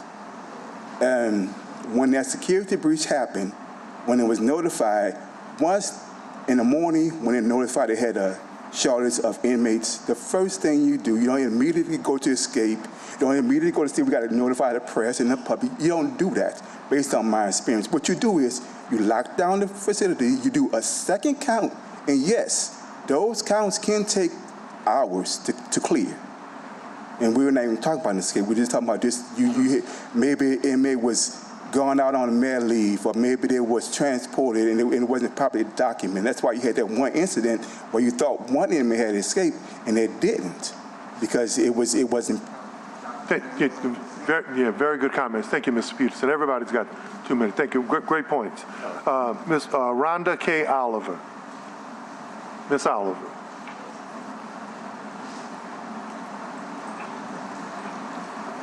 Hello, my name is Rhonda Oliver. I live in District B. I want to say for number one, I did work in the Department of Finance and the Treasury Department, and I think that BRAS is a great system, and I believe that the Sheriff's Office should be a part of BRAS. You all are elected officials. The Sheriff is elected official, and I think that in BRAS, it's transparent, and the public, you owe that transparency to the public. As far as the gentleman just said, I think they need to get with St. Gabriel, because St. Gabriel counts less than 1,200 inmates in 3 minutes. That count better be clear in 3 minutes. I don't care if you're at University in New Orleans. I don't care if you're at LSU detail. Every unit clears within a minute or so, and the total account that's tallied by one person is clear. And again, less in 3 minutes is clear. So again, I just think that the public should have been notified, not that it was an escape, that you think 10 people are gone. Not that they are gone, that you know they are gone. Just let us be on alert because you believe 10 people may have escaped because the count is not clear. And then that way, the public could be on alert. If they didn't escape when you do your check, fine. But if they did, at least you can now say the names and you know for certain. So yes, I do believe that the public should have been alerted that 10 people potentially could have escaped. So the public could have had their head on a swivel. And I also want to thank Ms. Marino for being on the news, because that's what we needed her to be. Thank you. Thank you. Ms. Renata Collins. Good morning, Renata Collins at 3701 Conti Street in New Orleans. First, I do want to say thank you guys for your service, and we know that this is something that don't happen all the time, but as I was sitting down listening to all of the things, being a person with limited resources, I don't always think that throwing money at the situation is a thing. I consider how the people was not managed to be watched. Like, how do we not have that part in operation? We are relying so much on computers and technology that we're not effectively doing the city or the people or the constituents a good job. So instead of saying, hey, let's throw more computers at things, let's throw more automation at things, we need to be more hands-on. I think that is one of the biggest disconnects, in addition to the lack of unity. Because at the end of the day, we all do deserve to have unity as we are considering a whole lot of things. I wish I had the time to expound on everything that I heard, because there's a lot of deficiencies that is definitely present. At the end of the day, we do want to be able to know that we're able to account on you guys, because we're able to get in and out of our calls thinking that you guys have our best interests and that we're going to be notified effectively and thoroughly. I also heard the sheriff says about the law. Now, I consider, because I hear a lot of people who tell us that they're in jail for 14 months, way too long, and they haven't even had a trial. So while we're talking about the law, let's give the people the rights to the due process. Let's get the people in and out in a timely fashion so that we could do that. Let's get the boots on the ground so that you guys could be able to work within the capacity according to what you guys say that is law. And let's hold those people accountable as they are. And I believe that once we've unified effectively and together, we will do great. Thank you for your time. And I hope I had more time to explain. Thank you. Thank you. Thank you. Any online comments? Yeah, we had 2 online comments. The first one is from Cliff Dugar. He says, clearly this was an inside and outside job. I've seen the sheriff before the council sounding like alarm about the locks design of the jail manpower concern. She definitely helped save Mardi Gras with her efforts of voluntary help and reaching out to other jurisdictions. Someone had to pay whomever assisted in this jailbreak and getaway, cutting bars closed, and knowledge of the facility to get out that quickly. The timing of this is definitely suspect. And Jim Johnson comments, there was talk of the jailbreak being an inside job. Realistically, are corrections officers paid enough to avoid bribery being a common issue? In the military, the most common reason for a security clearance being denied is financial difficulty. In a perfect world, everyone has integrity. In the real world, bills have to be paid. Councilmember Green. Mr. Chair, this is certainly a controversial issue and it's a public safety issue, but I want to look at the members of the Orleans Parish Sheriff's Office who are in the first row, and I want to talk to the hundreds of officers in the correction system who work. I just want to let you all know that we see the challenges. Beyond the challenges that we're talking about today, you all deal with people who are hardened criminals who come there many times with attitudes of disagreement with the system, who take it out on the system, take it out on you all. It was not just a tour that I went on, but it was an opportunity to talk to some of you all. And at the end of the day, there's going to be this is a big story and it should be a story. We need to get those 6 people who are still out there. We need to find out who their accomplices were. We need to focus on that. But I think that we need to also recognize the fact that on a day-to-day basis, members of the correction system deal with some very challenging issues. I've seen them on videotape. I've unfortunately seen a murder on tape. At the end of the day, you have a very, very difficult job, and we want your help. We want your input.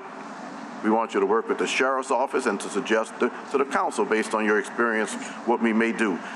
But we can't get lost in the fact that on a day-to-day basis, members of our community, our law enforcement community, our correction staff, put themselves at risk too, and many times have to respond to emergencies, deal with people who have challenges, mental challenges, who have societal challenges, who have personal challenges, who are hardened, very honestly, as we see. So I just don't want us to leave here not saying to the members of the correction staff, the members of the sheriff's office who do the day-to-day work, that we appreciate your work. Thank you. Sheriff. For that, thank you. Sheriff, any closing comments? Thank you for this opportunity. I do want to be partners. I thank you for that. We do want to move forward as expeditiously as possible. We will look at all the things you've asked us to look at, and we ask that you do the same for what we've raised, the questions and issues we've raised. Well, first of all, thank you, guys. I want to thank everyone who participated, my colleagues. I think at the end of the day, everyone wants the same thing. We want a safe New Orleans, and we want a community that trusts the institutions. But the one thing we know about this is a lot bigger and larger than just a hole in the wall. This is about a system, and how do we fix a system that's been broken for far too long? And how do we fix a city and make it a city that works for all of us? So based on everything we've heard today from our budget chairman, our CAO, you and your experts and our colleagues, I think it's time for us to get in the room, address those budget issues, address those security issues, address those management and deployment issues, and talk about how do we not only make sure this doesn't happen again, but how do we produce systems where the people can actually believe that those systems are working for them. So I want to thank everybody. I need a motion to adjourn. So moved. Moved, Thank second. you. Okay. All in favor? Aye.